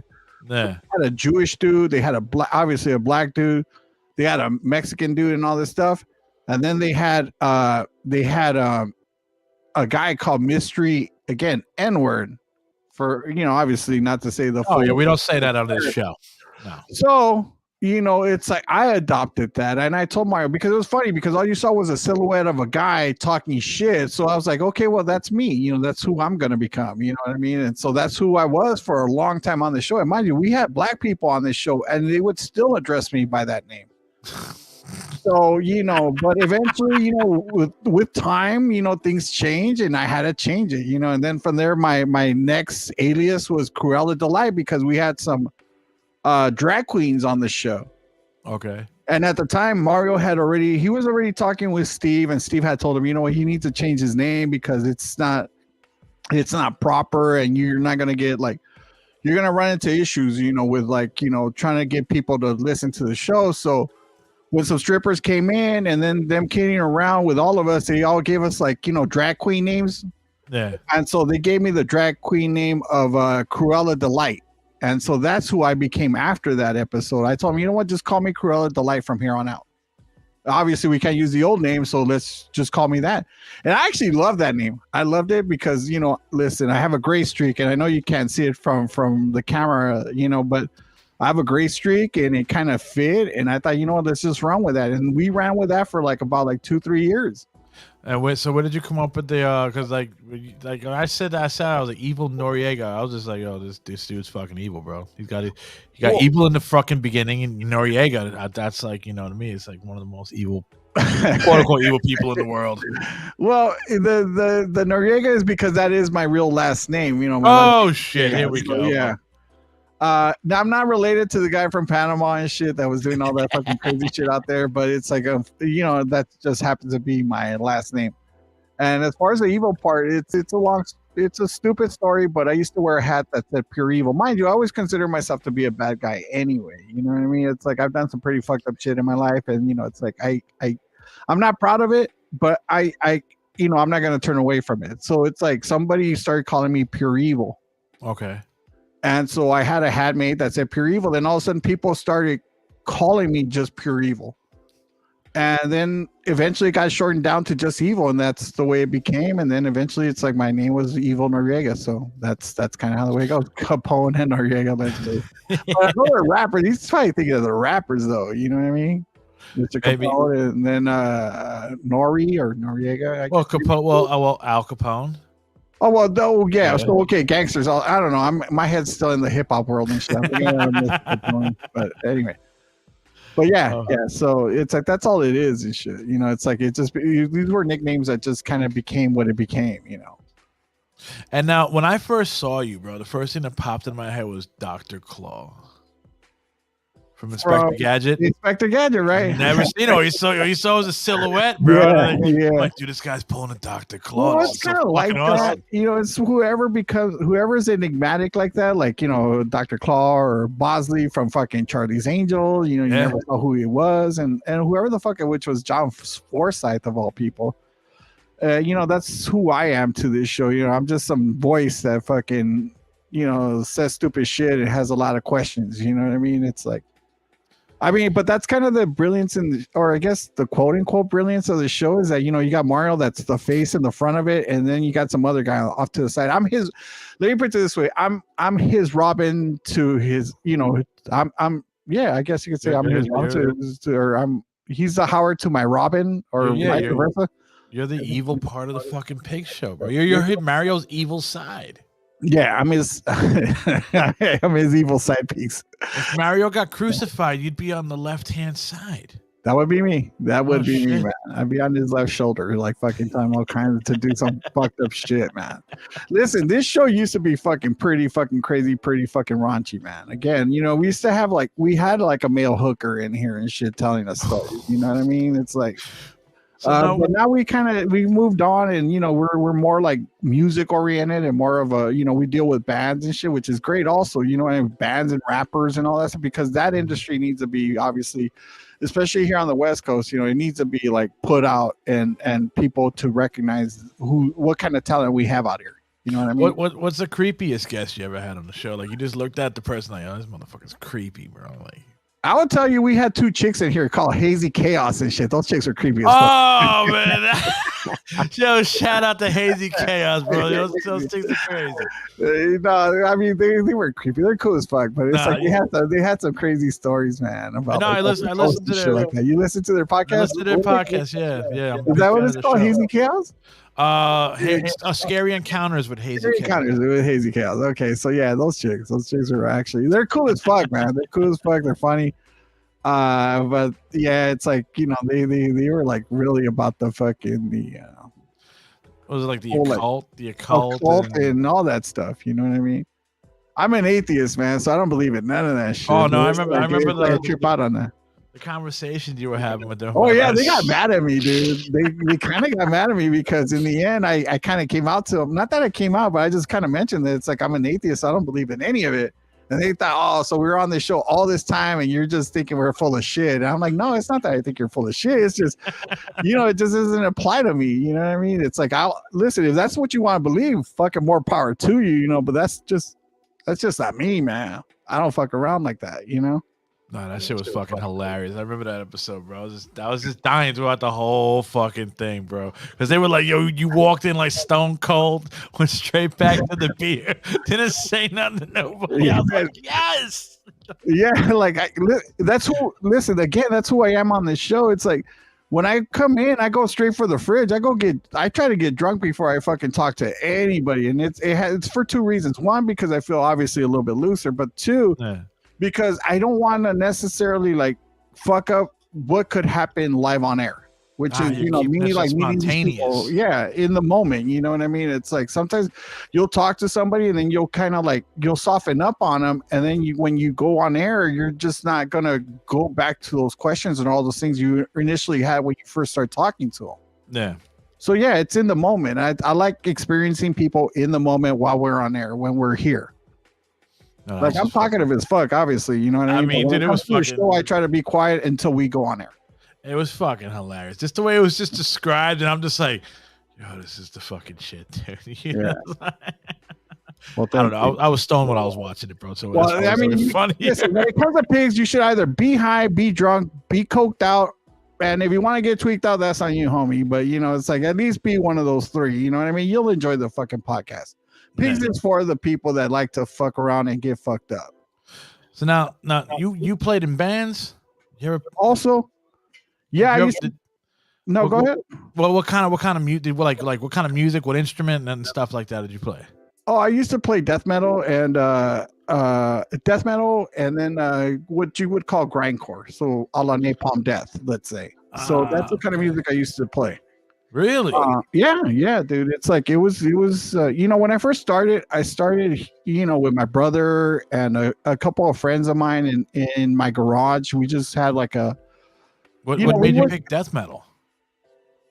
It progressively became death metal, but when we first started, you know, it's like we went to backyard shows and we were listening to punk bands and we thought, you know what, we could do this. Just like most of your punk bands out, or most of your bands out there, it's like they just go, they experience music live as they're young, and they think, you know what, we could do this. So you know, it was the same experience for us, and we started playing punk music, and you know, it's like we decided to go play live. We had to come up with a name, so we called ourselves 4 a.m. 4 Angry Mexicans. And you know, people fucking loved it. I mean, I think they loved the name more so than the band, dude. To be honest with you, the songs were shit. But as far as progressing into death metal and stuff like that, we had a friend of ours named Nate that introduced us to Napalm Death and Suffocation. And I love Suffocation. And and like Incantation from New York and all these like metal, like death metal bands, you know what I mean? And it's like from there, we kind of thought, you know what, we could do this also. And so we found the right singer for that band, and then we moved on, and then we start doing death metal, and then eventually we kind of streamlined the band from a 5-piece to a 4-piece, and we started doing grindcore. And that grindcore for me was kind of the shit, because it was, aside from being fast, it kind of threw itself back into the roots of punk, but it was more aggressive, a million times more aggressive than what instrument did you play? Oh, I played. So in the band when we first started, I played guitar, but then when we transitioned over to grindcore, we got, you know, one of the band members, though, we never had what we felt was the right bass player. Yeah. So then one day I decided, you know what, let's strip it down. There's a band from New York called Brutal Truth that was a 4-piece band, and we saw them live, and we felt they were so powerful because it was just one singer, one guitarist, one bassist, and one drummer. Yeah. Nothing more. And I just thought, you know, let me play the bass. Let me play the bass in this fucking band. And so, not that we gave him the boot. No, you gave the fool the boot. He wanted to continue that style of music of the death metal stuff, but we wanted to get like more, what we felt was like more Cannibal Corpse.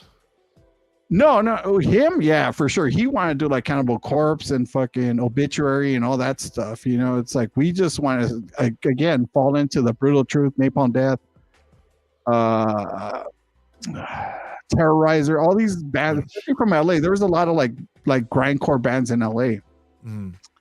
And so we just said, let's just continue on this path. And that's kind of where we went. And that's who we became. And, you know, it's like we did it for like 15 years, dude. Did you play any backyard parties? We started in backyards, but after a while, like maybe after like 5 or 6 years, we just said, you know what, we're just too big for this shit. I mean, big in the sense that, you know, we're grown ass men and shit. You know, it's like I don't want to play for a bunch of fucking kids. I want to, you know, it's like when we play, I want it to matter. And not that it didn't matter in backyards. It's just, you know, there comes a point where it's like you got to stop being concerned for what time slot you're playing, whether or not the cops are going to show up. You know, it's like, you know, are you going to get into a fight on the way out or on the way in or whatever the fuck, you know. I just want to go to a club, set up, and play.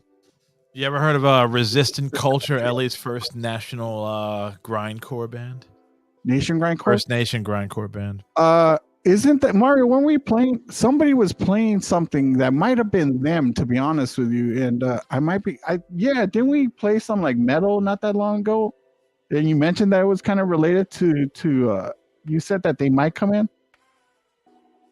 Yeah, I might have Skribbals. I might have. I mean, there's so many guys out there. Was it Skribbals? I'm sorry. Who asked? No, the way they Skribbals.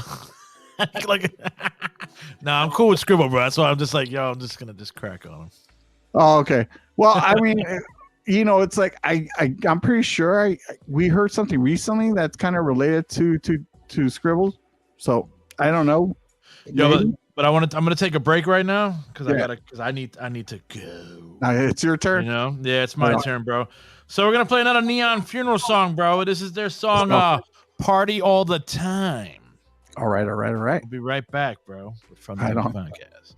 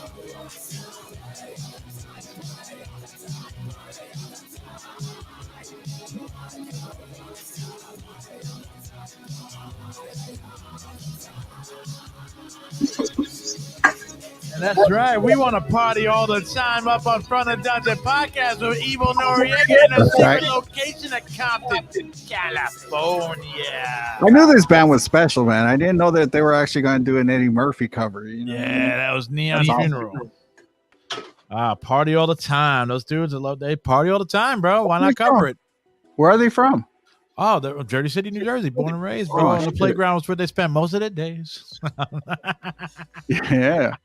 I mean, listen, it's like I think we should. I'm going to talk to Mario about getting them on Pigz. Like, I could say that I'm going to book them, but it's not my show. It's Mario's show. Dude, if you could get them out there. I was trying to tell my boys, because my boys are about to go on tour with Scarhead. My boys are Concrete Dream, and they're going to be playing in L.A. All right. Well, yeah, dude, it's like, listen, man, anybody you know that you'll vouch for? Well, you already got Last minute. Well, there you go. See, so I mean, it's like anybody that you want to send over, send them over, man. It's like, well, we're more than glad to like host them and interview them and put the word out. You know what I mean? It's like that's the whole point, is to kind of like put the word out on all these bands that come in and perform here. Oh, no doubt. No, I mean, I sent Mario a few bands or whatever. I was like, yo, but they're LA bands. They're like not LA, but Southern California bands. I was like, yo, these bands are fucking cool, man. Like. If you want to get them on, I vouch for certain ones. Yeah, I mean, what was the one that we had? The one with the girl that came in from New York? Oh, close. Wait, no, New York. York. Call, right? Last minute. Yeah, that was last minute. Yeah, that was. So they were fucking awesome. I mean, it's like great fucking band. That was the first time I ever seen a band from over here fly out and go on a Pigz. I was like, what the fuck? They're on. I mean, but they didn't come out for Pigz specifically, right? I mean, dude, they must have. I mean. How the fuck did they get on Pigz? Did she tell you she was coming out specifically for Pigz? She was coming out here for something else, right? To perform? Last minute. No, they You don't want to get on mic, dude, because nobody can hear you. You can get high on camera. Stop acting. This was over here like fucking high as a motherfucking. Come on, Vince McMahon. You're almost as high as D. You're not as high as D, but you're getting there. How's the weed out there, as a matter of fact? I mean, it's California. All right. They get the shit from you guys and sell it over here. You know where to get it from. Well, the thing was, I didn't want to bombard your interviews. I wanted to stay in the sidelines. This is all about you. I mean, no matter what you turn every Pigz Radio episode into you, and this is an actual hour dedicated to you, and I didn't want to take that away. But I need to interrupt you in order to get into what I have to say. That's why I want you to see across from me. Fucking asshole. Yeah, last minute they were already on this side. They were on the West Coast, but they were in San Francisco. They bought a ticket just to come down to Pigz. No way. And come and play. Damn, I feel special all of a sudden. I didn't know that. Yeah. I didn't know that. We had Zach actually backline drums, so we had drums that day. Zach. Zach the dad? Zach the dad. Look, just be happy he hasn't sent you his ass cheek fucking pictures and shit. We get too many of those. Those need to stop. Man. They need to stop, Zach. Zach, you sending butt cheek pictures? Too many, bro. Everybody, too many. Dude. I mean, and by the way, whoever's on the other end taking those shots, I'm sure it's not one take either. I'm sure there's a handful of takes. Okay, that's the best one. See, now, if you do that, don't you get your hood fucking pass revoked for a little bit or something, like suspended, or like it's a violation to send your ass to another dude? No, for sure the hood pass is revoked, but the fucking prison pass has been invoked. You know what I mean? Like, dudes in prison are waiting for Zach right now. I can't wait for that sweet cheeks to show up. See if you're really the bunny rabbit. They're gonna find out if it's really fucking down the hole, Zach Rabbit. Down the rabbit hole. It all makes sense. Yeah, they're all gonna go down the rabbit hole when he shows up. Oh, Zach. By the way, if you were around Zach and if he's drunk and you're drunk, he'll definitely show you how to dance. I mean, for sure. He loves to show people how to dance. Good old Zach. Happy belated birthday to Zach. He just turned 20 something or some shit. I don't know. Yeah. Yeah. I mean, that fool looks 30, man. Let's be honest. he sent a message on the show and shit. I gave him I wrapped like a birthday thing to him or something. Or someone's crazy. Do you still remember it? No. Well, I was gonna ask you to do it right now. No, I was on the last episode. I was fucking stoned. I was high doing the show. Why am I not surprised, D? I just smoked my last bit of fucking ganja, bro, and I was just like, I gotta buy more, man. Well, listen, one of these days when you get out here, have you been out here? Yeah, I've been on the West Coast Pop Lock podcast. Oh, did you let him try your weed? Oh, the Mario weed, bro. The Mario Sonic, Supersonic, like fucking like salad or fucking weed. The weed that everybody smokes, that all of a sudden they don't even remember their fucking name. They don't even remember they're on a fucking podcast to top it off. Look, man, I'll never claim to be the biggest weed smoker. Nothing like that. I'll never claim any of that shit. I will say though, when I get weed, it's a combination of a handful of them together, and I make nice joints. And people who come through that are supposedly like, oh, I can handle anything, they get wrecked. And you smoke Mario's weed, there's no need. No need. And so Dee was out here for other reasons, but he was able to make his way out on a Tuesday night for the West Coast Pop Lock. And I fucked up. I should have come through, man. Say hi to the guy. I told Dee, he's like, nah, man, I'm good. Like, all right, cool. I was already buzzing from beer, bro. Yeah, no peer pressure. And then right before we started, like, hey, let me get hit. Let me get a hit. Because I looked at Mario and I'm like, I'm on the podcast and I look like a bitch. Like not taking a hit. By the way, no one's thinking that. I'm not even peer pressure. In my mind, I'm thinking that. They look at Mario, they're like, yeah, I'm the farthest thing from a bitch. No, but in my mind, I'm like, man, you're a bitch. Take a hit of that shit. And I'm like, oh. Took a hit. Tell you that was the worst. So when did you finally come to? When you were on the plane heading back to Jersey, or what? Bro, I think I was zoned out for 15 and a half minutes, bro. Almost 20 minutes, man. I swear to God, I was so fucking high, bro, that I was like, I'm in Compton. I gotta run out of this house. They're gonna get. I'm gonna. Oh my God, I'm in Compton. That was more than 15 minutes, and it was about a half an hour, just of Dee just like, oh shit, this fucker's stuck. And we made it work, and we came through, and then Dee actually came back on the show, but via video, right? Yeah, that's right. He was here, but then he went away. He came back on.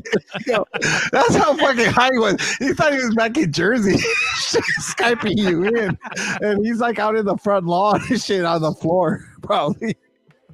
Or in the green room back here. Oh shit. I will say though, I don't know if he was still high or not afterwards, but I took him. I hyped up this taco spot that I love over here off of Did you take him? Yeah. We went right afterwards, man. We went on, it was on Alameda over there near the women's prison and shit. Yeah. It's over that's there. Where all the best taco places are, by the women's prison. And mind you, people have been shot and killed there. Paris Hilton stayed there once. Right. That's the Hilton Hotel and shit. This taco spot is on the corner of, I think, El Mercado or the Miracle Market or some shit. It's a little it's like a liquor store right there. Right. Yeah, I'm pretty sure I know where. Magical bad things happen there. Listen, it's Alameda. There's a lot of fucking shit that happens there. Bro, I'm telling you, that day, bro, I knocked off 2 things on my bucket list. Surviving Compton and going to Watts. Oh, yeah. You should have had him take you to the Watts Towers, dude. It's not that far. Yeah, but next time. Yeah, next time during the daylight. No. You don't really see the Watts Towers unless it's dark as fuck. Looking for trouble. Look, man, you're the kind of dude that likes to throw rocks at the Beehive, not me. I'm looking at you throw rocks at the Beehive so that I'm laughing from hard. So yeah. No, look, Dee, next time you come down, he already told me he's going to be here for a week, so we'll be able to we'll do some more fun Compton, shit. We'll do some gangster shit, you know what I mean? It's listen, we'll do some gangster shit. You'll get your real street cred around here. We'll have you spray up the old Compton Swap Meet / fucking Walmart and shit. I feel like I'm going to be an intern. We'll have you intern too. We'll make sure we'll get you the intern badge and shit and have you do some crazy shit for us. We haven't had an intern in years. Who was our last intern? Was that fucking Greg? No. There was more interns after that? Well, that's what we were talking about. And I think Zach, not Zach, I'm sorry. Cuban P was probably the last official intern. Zach should have been an intern. Yeah, then he graduated. Yeah. Zach should have been an intern, but we just kind of moved him on up. Oh man. Yeah, we moved him up the ranks pretty fucking fast. We didn't vet him good enough. You fools need a fucking another intern, bro.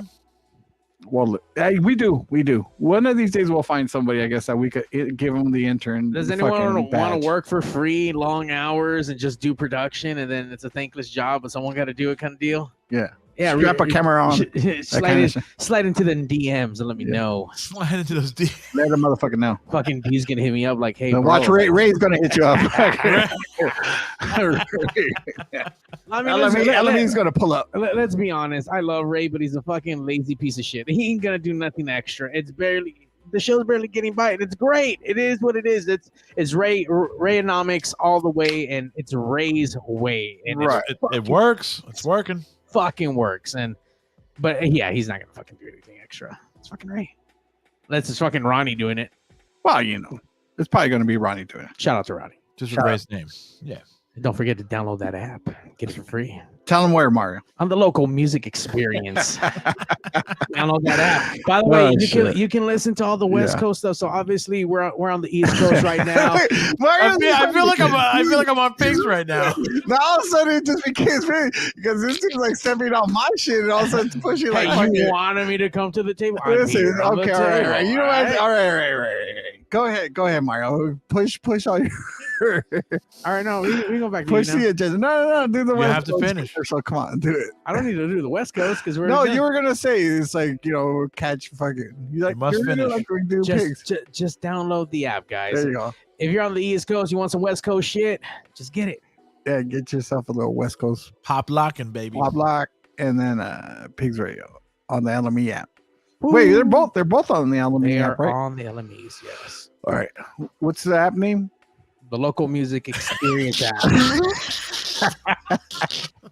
was making sure. I was going to call it the LME app, but is it LME or is it the Local Music Experience app? The whole, I was just making sure. It's everything spelled out. I'm testing you, fool. I'm testing you, making sure you know what's up. All right.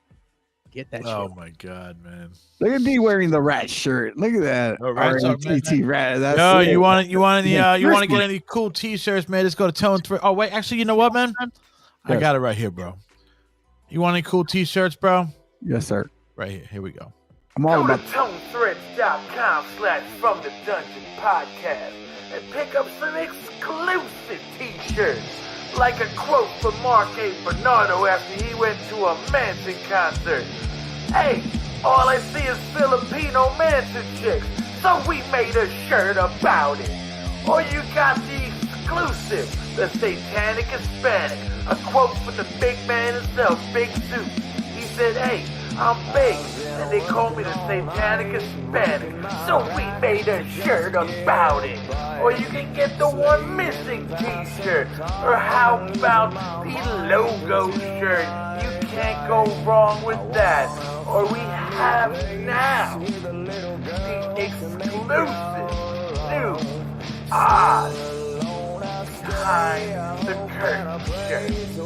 Go to www.tonethreads.com/FromTheDungeon and pick up a T-shirt. They're cheap, but they're great quality from me to you. I got mine. You got yours. There you go. You got some shirts up. Let's go to right there. ToneThreads.com/FromTheDungeon or ToneThreads.com/Famcast Media. Woo! all about it. We're gonna order some fucking From the Dungeon podcast T-shirts now. We gotta wear them on the show. Yeah, there you go. You know what, man? It's been too long. Pig's got to come out with shirts, but you know what? We need a couple different designs. We not just one. Right. We need some fucking we need some apparel out there for Pigz. We do. We need like Pigz, like fucking runners and fucking all that. You guys gonna do like Pigz wear, like woo wear, Pigz wear? Yeah. Yeah, Pigz wear. Pigz wear, dude. I mean, I'm all about it. All about the Pigz wear. Pig sneakers. I've been linking up with a lot of like awesome artists as of late, and the dude that we had on yesterday was this fucking gnarly artist that did a lot of fucking awesome work, and right now he's with iHeart Media doing shit for them. So I don't know. Well, get us in, fool. Yeah, come on, fool. I know this fool fucking up. D, sir. Go ahead. I'm sorry. I'll do it. This is it. We're free balling. He doesn't know what's going on, right? D's so high right we now. Can't be free balling on your show. There has to be. Yeah. D, where are we going? All right. Did you guys see fucking hear what happened today? No, what happened? You got well Mario talked to you, but I didn't talk to Noriega about it. Yeah, you know the Screaming Trees, right, Noriega? Yeah, you know what? That didn't happen. That was yesterday, right? And I thought that was today. No, yesterday, Liz, aka the Honey, fucking also a co-host on Pigz Radio, let me know that the singer of the Screaming Trees passed away. That's shocking because the other two, if you remember the band, the other two band members were like fucking obese. I mean, they're fucking huge fucking dudes. Now, I don't know what their situation, and mind you, the Screaming Trees I haven't heard of in a long fucking time. Obviously, since the single soundtrack, right? Yeah. But that was a little bit shocking that he passed away. I mean, how old was the guy? 56, man. Damn, man. What was it? The Widowmaker? Like a heart attack or what? Wow, dude. They don't know yet. It's a shame, man. I mean, mind you, the guy was an amazing fucking singer, and I don't know why I never heard anything else from that band outside of that soundtrack. You know what I mean? That song, I Nearly Lost You. Yeah, they were like a one-hit wonder out of the grunge shit. I mean, you would think so, right? Because that's all you ever heard from them. But with that style of vocals, you know what I mean? You would think. He was on the Queens of the Stone Age album, Songs for the Deaf or whatever the fuck that shit was. He was on that? Yeah, that was an amazing record. Like, I've been a massive Queen of the Stone Age fan from when they were younger, when they were in a band called Caius. Yeah. I mean, it was a whole desert rock stuff that was going on at the time, you know what I mean? But yeah, I mean, fuck, I didn't even know that he was like fucking a guest vocalist on some of their stuff, you know what I mean? Yeah, he was and also I think he when Lane Staley died, he took over Mad Season vocals. Oh, I think that might have been him. I'm not sure. I mean, that would make some sense, obviously, since they're from the same hometown and all that stuff. And I mean, Lane Staley, like, I mean, that singer right there, you know, for Alice in Chains. I mean, that was a guy that I was expecting to pass away at a young age, because that guy was so fucking hopped up on heroin, you know what I mean? That at all times, that it's like, it was no shock when he passed away. It sucks, but it wasn't a shock. Just the way like fucking what's his name from Stone Temple Pilots, when he passed away, it wasn't a shock. You know, you knew he was gonna fucking kick sooner or later. Nah. Well, Megadeth took Caius out on their first national tour. So I saw Caius, but I saw them with Danzig a long time ago here, like Halloween at Irvine Meadows, which is, I don't know what they call Irvine Meadows now. It's not even there anymore. They tore it down, right? Yeah. I'm sorry. So yeah, they used to be called the Spectrum Center or something like that for a little while.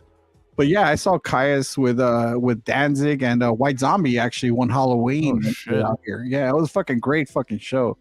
Is it White Zombie from Jersey or no? Well, actually, Rob Zombie actually moved from Boston to Jersey City, where I was born. Right. And he lived in the fucking hood. Hood.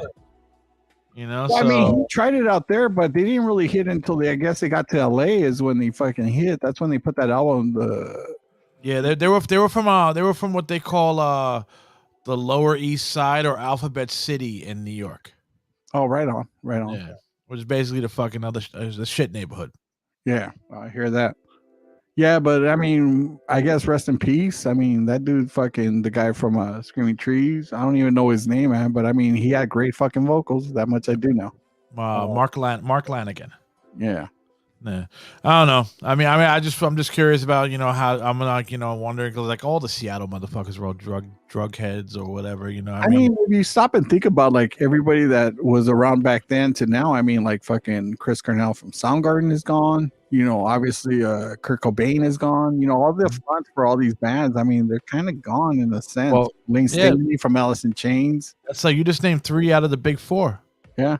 And there's only one left, Eddie Vedder, bro, and he must be fucking shitting his boots, man. Well, he was originally from San Diego, so I mean, maybe that's why he's still holding on. You know what I mean? But and then you got to stop and think about the band, I guess, in the sense that Eddie Vedder, even through all the shit he's been through, you know what I mean? He always had a positive outlook on life. A lot of the music that he wrote was kind of, I wouldn't say necessarily dark, but it was like dark to try to become positive, I guess you could say. So maybe that's why. But all the other dudes, all they were writing is like fucked up shit. You know what I mean? Oh yeah, dude. I'm a big Alice in Chains fan, bro. I mean, oh for sure. I mean, I saw them so many times. I actually got tired of seeing them.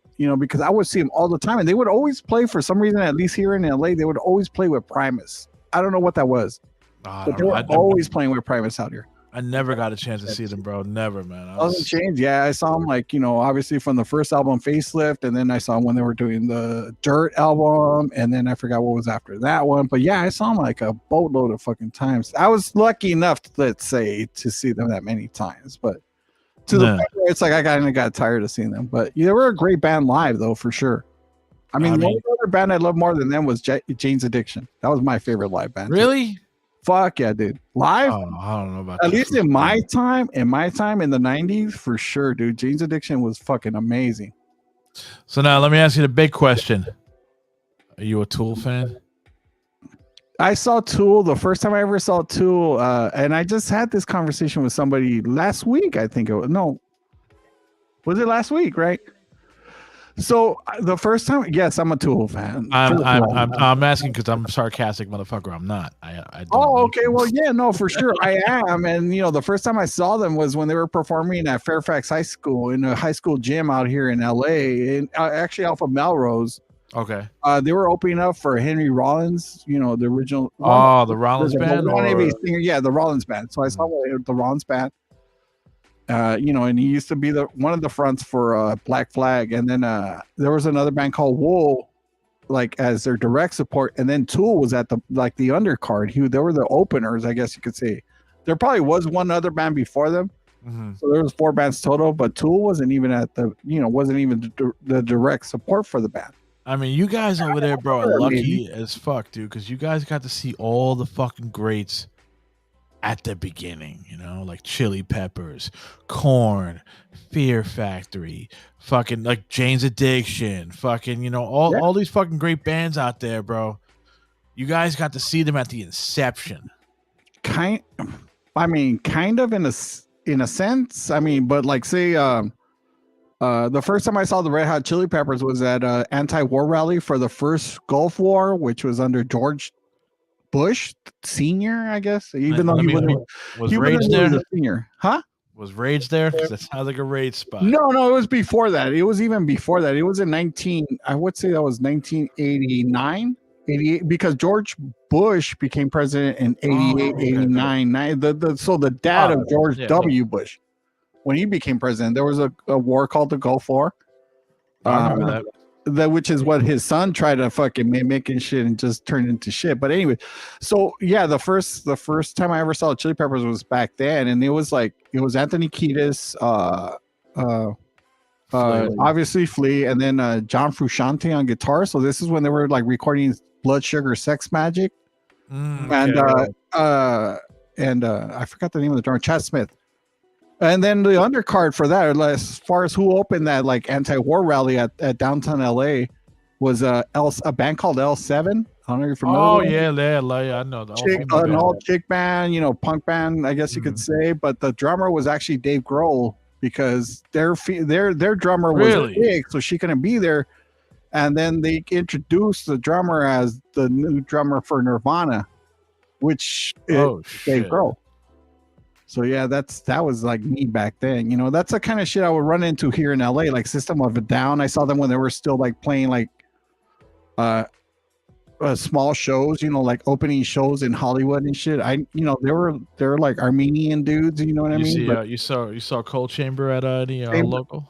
Oh yeah, Cold Chamber at the Troubadour. I saw an all local like show at the Troubadour, which was Alien Ant Farm, Cold Chamber. Oh shit! System of a Down, and Lit.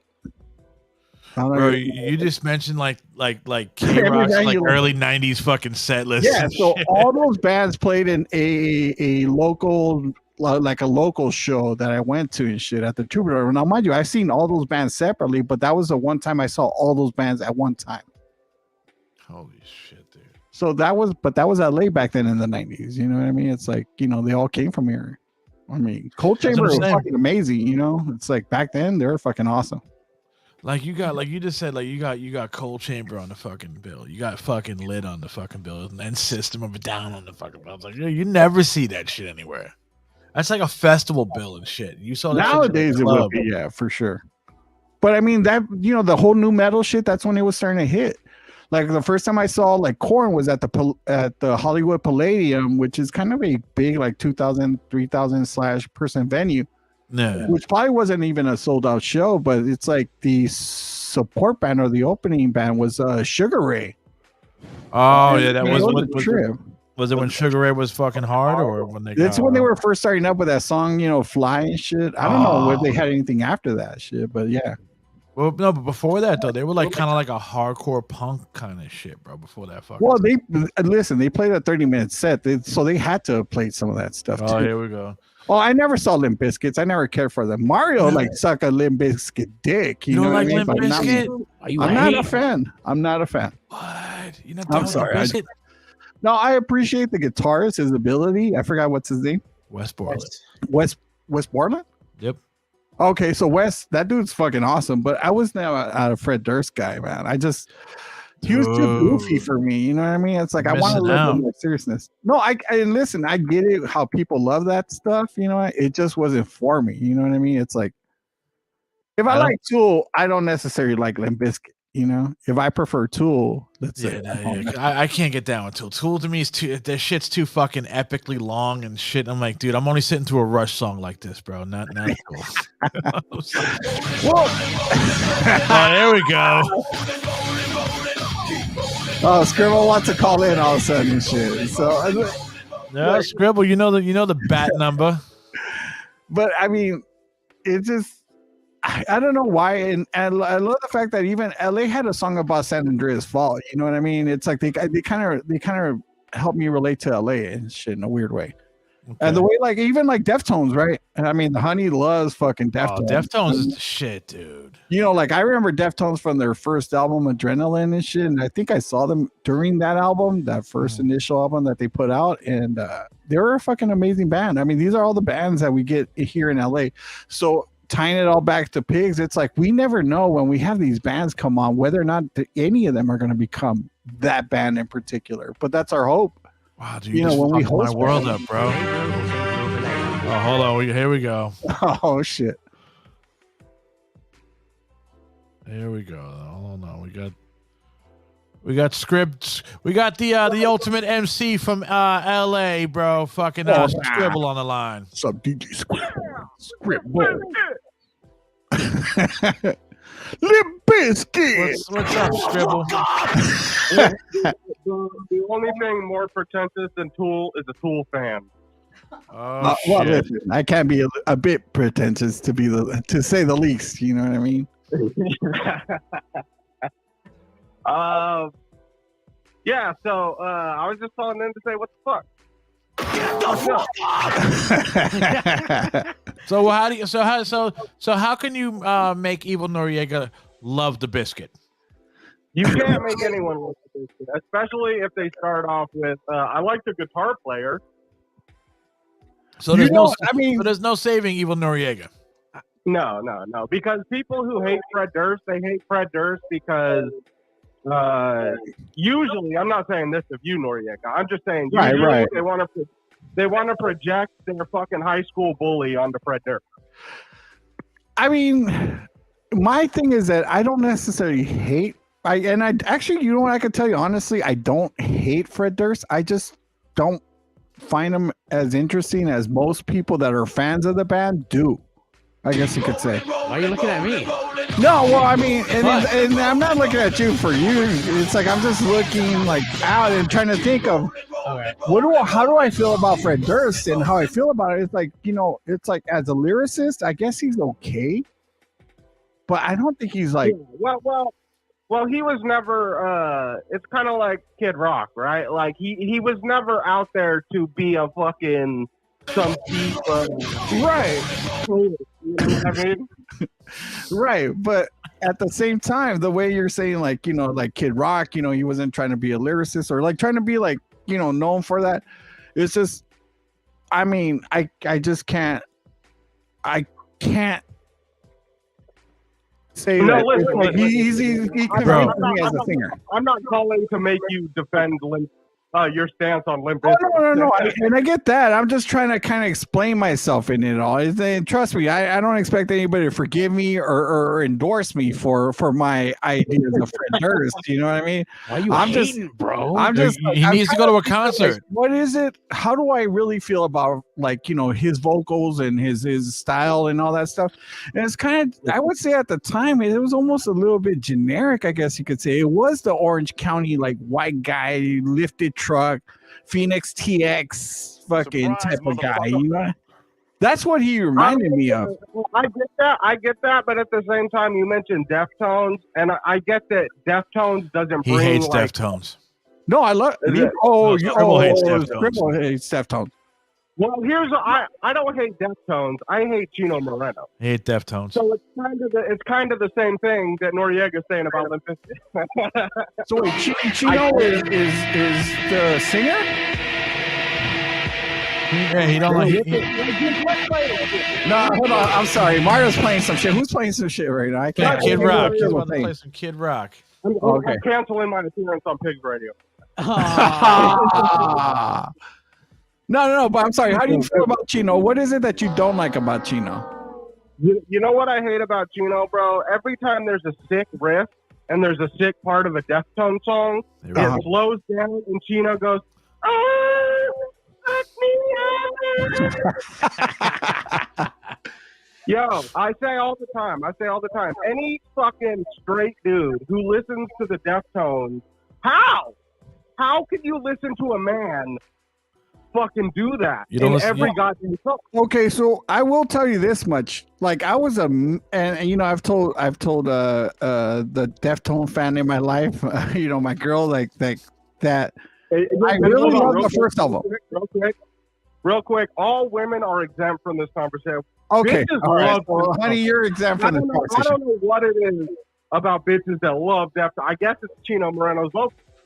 It could be, yeah. I mean, the way he emotes, the way he's kind of touching into his feminine side. But what I was gonna say is that I love the first album. The first album, Adrenaline. If you go back and listen to it, all it is him just rapping over it. There's no singing. There's none of that like long holding notes. You know, none of that bullshit. It's just him rapping over every fucking song throughout the whole album of Adrenaline. That shit didn't happen till I think on the second one. He did one song at the end of the song, which was Drive. What was the name of that song at the end of that song? I think that's what it was called, right? Or no, I don't remember what was the name of the song at the end of that album that he did sing on it. And then from there, the next one, White Pony, all of a sudden it became all that shit. And that's White Pony was the shit. So that's when I stopped listening. So now you got to talk to your boy D, because apparently D loved all that shit. I never bought that record. But D's mentally retarded, so he gets a pass. Okay, so he gets a mental pass. He gets a mental pass. He gets a mentally retarded pass. But it's the same thing like with Deftones, like, right? Like my knowledge of Deftones started with White Pony, right? Most people's knowledge of Limp Bizkit starts with Nookie and Rollin' and shit when they were nobody know like. It's rare that you find somebody that says, "Oh yeah, the first album, $3 Bill," where he's just rapping and fucking screaming his ass off and sounds like a suicidal lunatic. Right? No, they hear Nookie and they associate it with bro culture. Right. So the same thing, you know what I mean? So maybe that's me, because I don't remember the $3 Bill album. I just remember you know what? I remember from what I saw from MTV and then what I ended up hearing afterwards. But again, tying it to Deftones, me was the first album and definitely some of the second album. But after that, White Pony, like I checked out.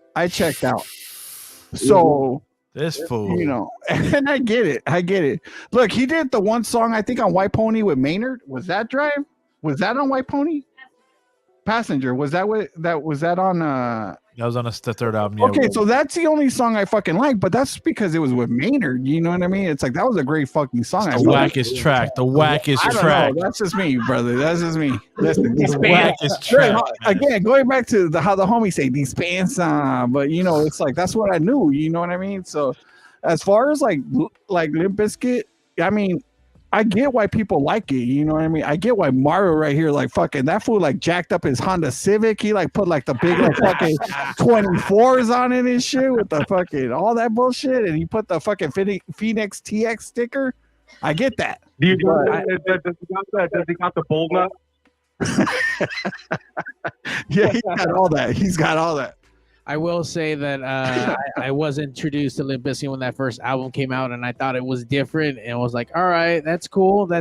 Hadn't heard anything. I mean, obviously that kind of style of music was starting to kind of really take off at that point, and then they became party like rock kind of stuff. Like it was more like the atmosphere, like not really what the fuck he's rapping about. I didn't take him that fucking serious, like where I'm getting fucking like my emotions fucking drawn out by this dude's words in any kind of way. Like, nah, this is just like, hey, this is a cool fucking beat that I can bop my head to, and I'm like, oh shit, there's fucking hot chicks in these videos. Like, all right, I can get behind it. Like, it's just party shit. Right, Like, yeah, no, I get it. you know, it's like this dude's not gonna win fucking Nobel prizes for the fucking pieces of art this dude's fucking doing it. So it's cool, but the same thing with the Deftones. I can never get behind Deftones. I've tried, I've listened. That dude's a hardcore Morrissey fan, and like I just because you're scared, fool. You're scared. I can't. And I've heard interviews with this dude, and I just can't. I've seen Deftones live a handful of times to get to experience that shit firsthand, and I'm like, fuck, this is whack. Like, whoa, dude, that's it. Hold on, because that's exactly where I was going next. They are one of the worst fucking live bands I have ever seen. I'm gonna pray for your souls. I'm gonna pray for your souls. Hey man, I've seen those dudes a handful of times, and I'm just like, not impressed. Whatever, sounds no energy on stage. I guess the Deftones is an acquired taste from great people. I guess so, man. You know, I should go back and listen to that first album. If he's not fucking whining like a woman on it, then I might be more prone to it. You know what I mean? Because I know for a fact that Fred Durst, he was a huge Deftones fan. You know what I mean? So you listen to that first Biscuit album, it's all screaming and rapping. You know what I mean? Which sounds like what the fucking Deftones album. And it sucks. Get the fuck out of here. Oh, I think the first Deftones album and the first Limp Bizkit album are whack to me. Really? You didn't like $3 Bill? I don't like it. He doesn't really. He needs fucking giant produced multi-million-dollar album. Give me all digital, baby. Give me the digital. Liz is being devastated by this conversation so bad. She's like crying emoji. She's like heartbroken emoji. It's like we're talking shit about everything she loves in life. You know what I mean? Like I said, like women are exempt from this conversation because this you know is what I mean. Like, it just makes sense. Like, I understand why women like Deftones. I don't understand why straight dudes like Deftones. You'll never know. You'll never know because you're not straight. I don't know. Listen, will taking like a pinky in the asshole like fucking count as straight or gay? To the first knuckle. That's still straight, but if you stick a thumb up there, you're done. That's done. It's fucking Mario. You gotta put back your mail card back. You're done, broskies. All right, y'all. All right, Skribbal. Thanks for calling in, Skribbal. Thanks a lot, brother. Hey, don't forget, Skribbal, we're going to see you on March 6th. Pigz Radio live performance, sit-down interview. It's been a long time coming, guys. We're going to have this Deftone conversation in person, brother. We're going to have this. I could talk about this kind of shit all day. All right, right on. All right, y'all. Peace. Later. Peace, brother. Fucking guy over here fucking hating on the tones. I know, like I saw D like tear up also. Shit, like fuck. Bro, Deftones is my shit, dude. They're the only fucking band that actually makes a different album every album, bro. Yeah, you know what? You're getting a new feel every album. Now I know, like you know how like as much hate that the Morrissey gets, like that's how I feel like with Deftones, like. Now I understand. Morrissey, Deftones are like equals in the hate that they have. I mean, dude, Morrissey made one of the greatest songs in the world, dude.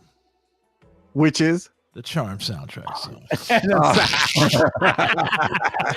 The Charm soundtrack.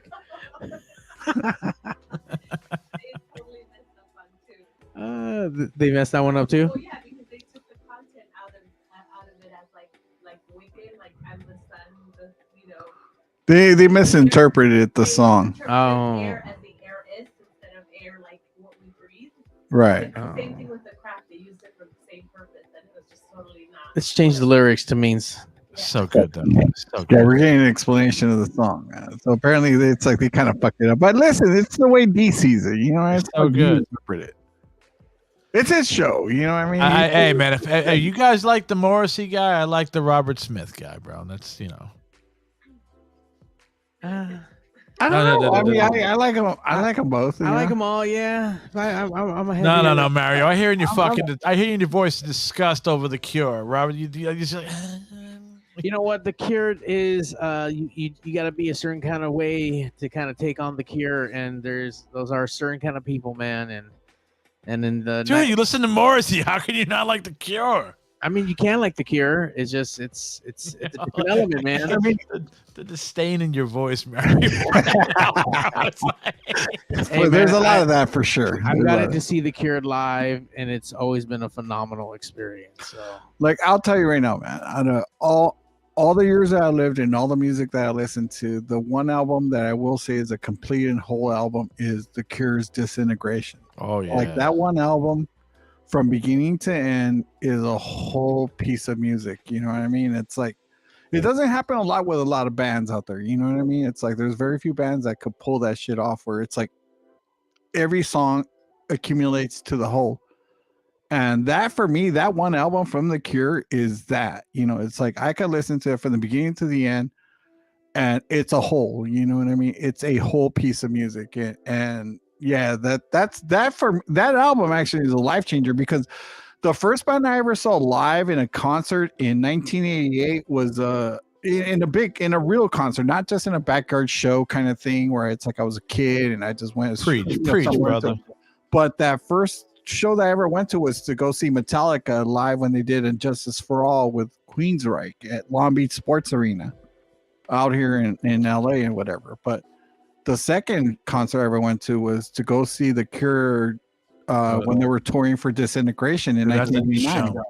And yeah, it was, you know, that's how diverse I am when it comes to music. You know, it's like I'll listen to anything. As a musician, you kind of have to be diverse. And if you're not, you're pigeonholing yourself. But it was The Cure, Love and Rockets, the Pixies, and one other band opening up. But that was like one of the best lineups, let alone shows I ever saw live. You know what I mean? But at least for me, live, as far as the best band, was Jane's Addiction. Ah, you back with this Jane's Addiction, bro. So go back to it, because listen, they're from LA first of all, and then they kind of spoke to LA, you know, in a weird fucking way. They kind of spoke. They had a song called Whores that was talking about, like, you know, all the hookers that are out here in LA and shit, you know. You know, they had a song called And Then She Did, which is him singing about his mom going digging through the trash to go look for stuff to take home, to trying to build a home for themselves, you know, which is something I related to as a kid. You know, my mom and dad used to take us through the alleyways where we used to live at to go look for what the white people would throw away, so like that we could try to add to our house to make our house look like a home, you know. Those damn widows. So that kind of ties back to me, you know what I mean? So it's like, listen, Jane's Addiction's, you know, to me is like seminal for what I ended up becoming. You know what I mean? They planted the seed of who I became. Dude, I mean, the only thing I think about I mean, you say Jane's Addiction, I just think of that. Yeah, you think of Jane Says and you think Been Caught Stealing, but if you really go back and you listen to all the Oceans, they had a song called Ocean Wide, you know, which is like, I don't want to talk. I want to be more like the ocean, where there's no talking, all action. In other words, I don't want to talk about it. I want to be it. You know what I mean? So it's like, it's inspirational in a way, I guess you could say. But to each their own. Everybody interprets music however they want to interpret it. That's just the way I saw it. Not a fan still. You're not turning my mind. No, I don't think I would. Like, listen, I'm not here to convert. You know what I mean? I'm here to kind of explain. Well, I'm still going to convert you to a Limp Bizkit fan. I mean, listen, I'm open for all of it. You know what I mean? If one of these days I'm like, fucking, you did it all for the cookie or the nookie or whatever. Come on, man. You gotta drive down fucking in Compton, bro. Blasting fucking rolling. When I go to Jersey, you know, it's like, next time, does Limp Bizkit, do they still play? Do they still what do you do? Do they still play? They just popped out a great fucking album. All right. So next time they go play in Jersey, then I'll try to go out of Jersey and then we'll go see the show. Fuck off! They were just supposed to play over in the Palladium, bro. Mario had tickets. Here in LA? No, I heard about that. It got canceled, right? Yeah, they pulled the show, right? Yeah. I remember Mario was crying his fucking ass off. Oh man. I did get to see them a handful of years prior at the House of Blues in Hollywood. Right. And I actually went with Andy Way You Want It, and it was a fucking badass show. A lot of energy. That the whole crowd was into it. See, there you go, man. Noriega, you got to see them live. Badass. I think live would definitely change my perception of them. Yeah, because I can see like a good live show. Is Wes still playing guitar though? Yeah. No. He's back with them. All right. Yeah. If Wes is there, I think that will kind of like entice me to go. You know what I mean? I know Skribbal ain't down for the West shit, but I mean, whatever. Well, I mean, dude, it's the OG band. They're back together. They're adults now, and they realize, let's make money. Hey, listen, that's how it goes, right? You got to make that money. Oh man, I'm fucking all right. Are we done here? Are we done? I'm still fucking. I'm still like I'm fucking zoning. I'm like I'm in Pigz. Yeah. Listen, we're in the dungeon. You're in Pigz. You know what I mean? It's like we're Pigz dungeon. It's like Marvel versus DC right now. Oh man, and I know I'm the DC. It's fucking the DC. That fucking kind of sucks when somebody says they're DC. Oh shit. Well, let's get into the last topic, man. Yes, sir. Yeah. Now this was pretty interesting when I heard you say like you said you used to skate back in the 80s, right? Yes, I used to as a young guy. That's what everybody was doing when in the 80s, in the 70s, and the 80s. You didn't have. There was no like fucking video games, there was no Wii's, there were no PS5s or none of that bullshit, no Xbox. Oh, there you go. Yeah, man. I skated too back in the 80s, bro. Well, late 80s, and try to get back into it again. But what board did you rock? I mean, I used to have Santa Cruz, like fucking shit. I'm trying to remember now. I had the Santa Cruz Jason Jesse. Was that the one with the Aquaman dude on the fucking Neptune, whatever it is? Neptune, yeah, no. What's the name of the Ariel's dad from fucking the Little Mermaid? Triton, King Triton. Yeah, that's the one I had. Jesse, yeah, for sure.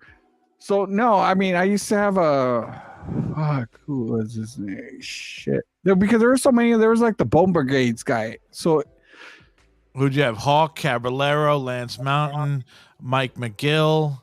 Mullins was a freestyle board. I want to say it was probably Caballero because he was the one with the dragon head, right? Yes, Cab. Yep, he had the dragon. Yep. So I mean, listen, again, this was a long time ago. It's like because once I got into the 90s, all of a sudden I started getting into comic books and shit, and so I kind of stepped out. But yeah, it's like I used to like fucking watch all the videos, especially with like Tony Hawk, obviously when he was part of the Bones Brigade. Yeah. And and then Christian Hosoi, of course, and all these other dudes, it's like I was all about it. But then I remember like earlier stuff from like the Dogtown stuff and the Jesse Alba and all that. Look at stuff. that, man! You guys got the fucking cream of the crap out there, bro. You guys were all out here. Everything. They were all out here, I mean, all the Dogtowns, you know what I mean? And there was a lot of the fucking cool shit that was coming out from back then, and a friend of mine used to actually like be a model, quote unquote model for the Dogtown skate stuff. He was this big giant black dude named Tiny and shit, and he used to like always a big dude named Tiny. Oh yeah. Like he would wear all like the suicidal gear for suicidal tendencies and stuff like that out here, because he used to like be their sound guy and all that stuff. But he also used to rap them. Okay. And he would get us into a ton of shows and stuff like that back then. And so yeah, it's like Did you ever go down to Venice and see those guys skate down there, or did you ever skate around there? No, I never skate because I was a bit embarrassed, man. Those dudes are fucking pros, man. But as far as going out there, yeah, like I used to go with Tiny and stuff, and we used to go watch these dudes like fucking skate up. You know what I mean? Especially like the Dogtown dudes. You know what I mean? Alba and all them. I mean, for sure. Yeah, dude. For sure. God. But it's like, again, this was so long ago. You know what I mean? It's like that. It's like this was in the early to mid 80s, I guess you could say. That it's like yeah, it started dropping like once the 90s hit. Yeah, I mean, it kind of fell off for sure, after the mid 80s. So yeah, but I mean, listen, I wish I could remember most of it, but it's like it was so long ago, dude. So long ago. I was just shocked that you said you skate because I know Zach Rabbit Lopez said he rides the longboard and shit. You were like, fool, I used to skate or something like that. And I was like, oh shit, Noriega skateboarded. Yeah, I mean, I used to, but it's like I was never that good, man. I mean, it's like bro, I was never fucking good. We used to like, I mean, the boards that we had are none like they have now and shit. You know, it's like now they have the slender boards and shit. We used to just try to skate with the big ass like half pipe boards, you know what I mean? And try to do tricks on it, like try to do an ollie or like a flip kick and stuff like that, or a hand plant, anything like that. I mean, it's like fuck, dude. It was hard to do, let's say. I mean, I got 3 boards. I got the fucking the one I just showed you. I got a Hosoi, and I bought a fucking a Powell non-break. But yeah, I got the Hosoi, the one with fucking when he went all Jesus Christ and shit, and he's still Jesus Christ. You know, and no offense, Christian Hosoi, I love you, dude. I'm just I bust balls. But yeah, no, he had the crucifix or whatever. It says fucking Hosoi Christ or some shit like that. Yeah, and I mean, he was an amazing skater, dude. I mean, you know, they all kind of came out of their own shell. You know what I mean? They went off to do their own thing, and it's awesome that they did that. But you know, it's like they were also good in a fucking hole. You know what I mean? Like Tony Hawk was obviously the one that came out of all that and became the biggest one. And I'm not even sure why he became the biggest. The video game, bro. I mean, in a sense, right? But it's like I always felt that Hosoi was better than Hawk, but yeah, you know, it's like obviously because he had his drug problems and all that stuff, it's like he just didn't surpass him, you know, in how popularity and stuff like that.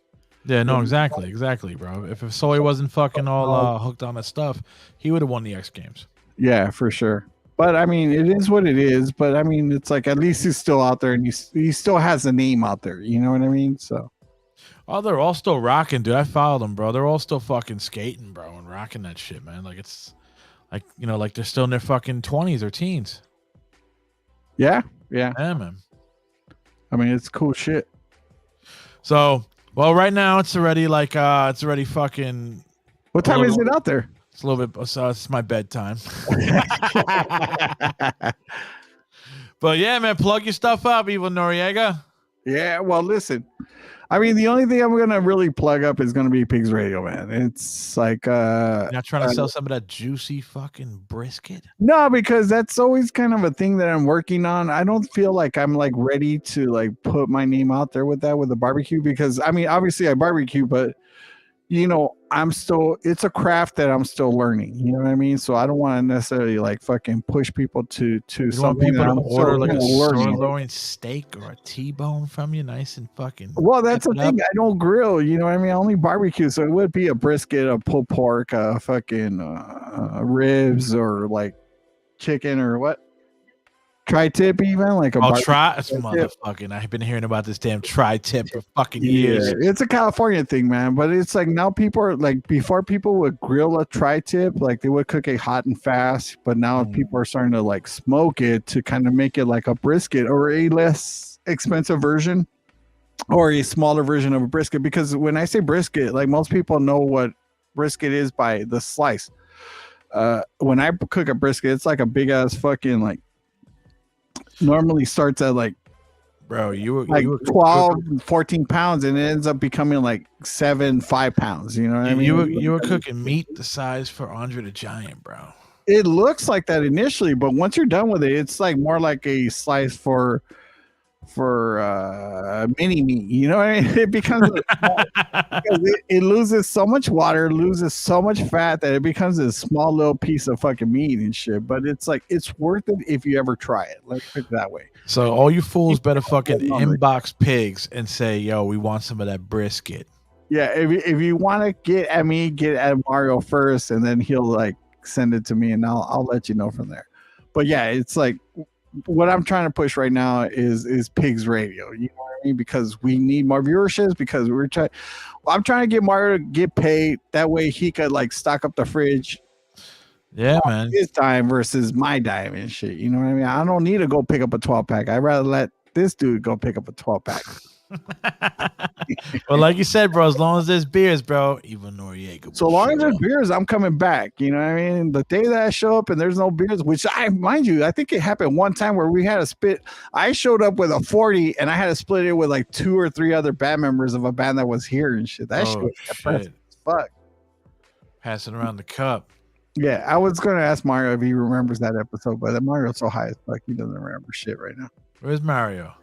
He's like sitting over there. Yo, Mario, you got anything you want to plug?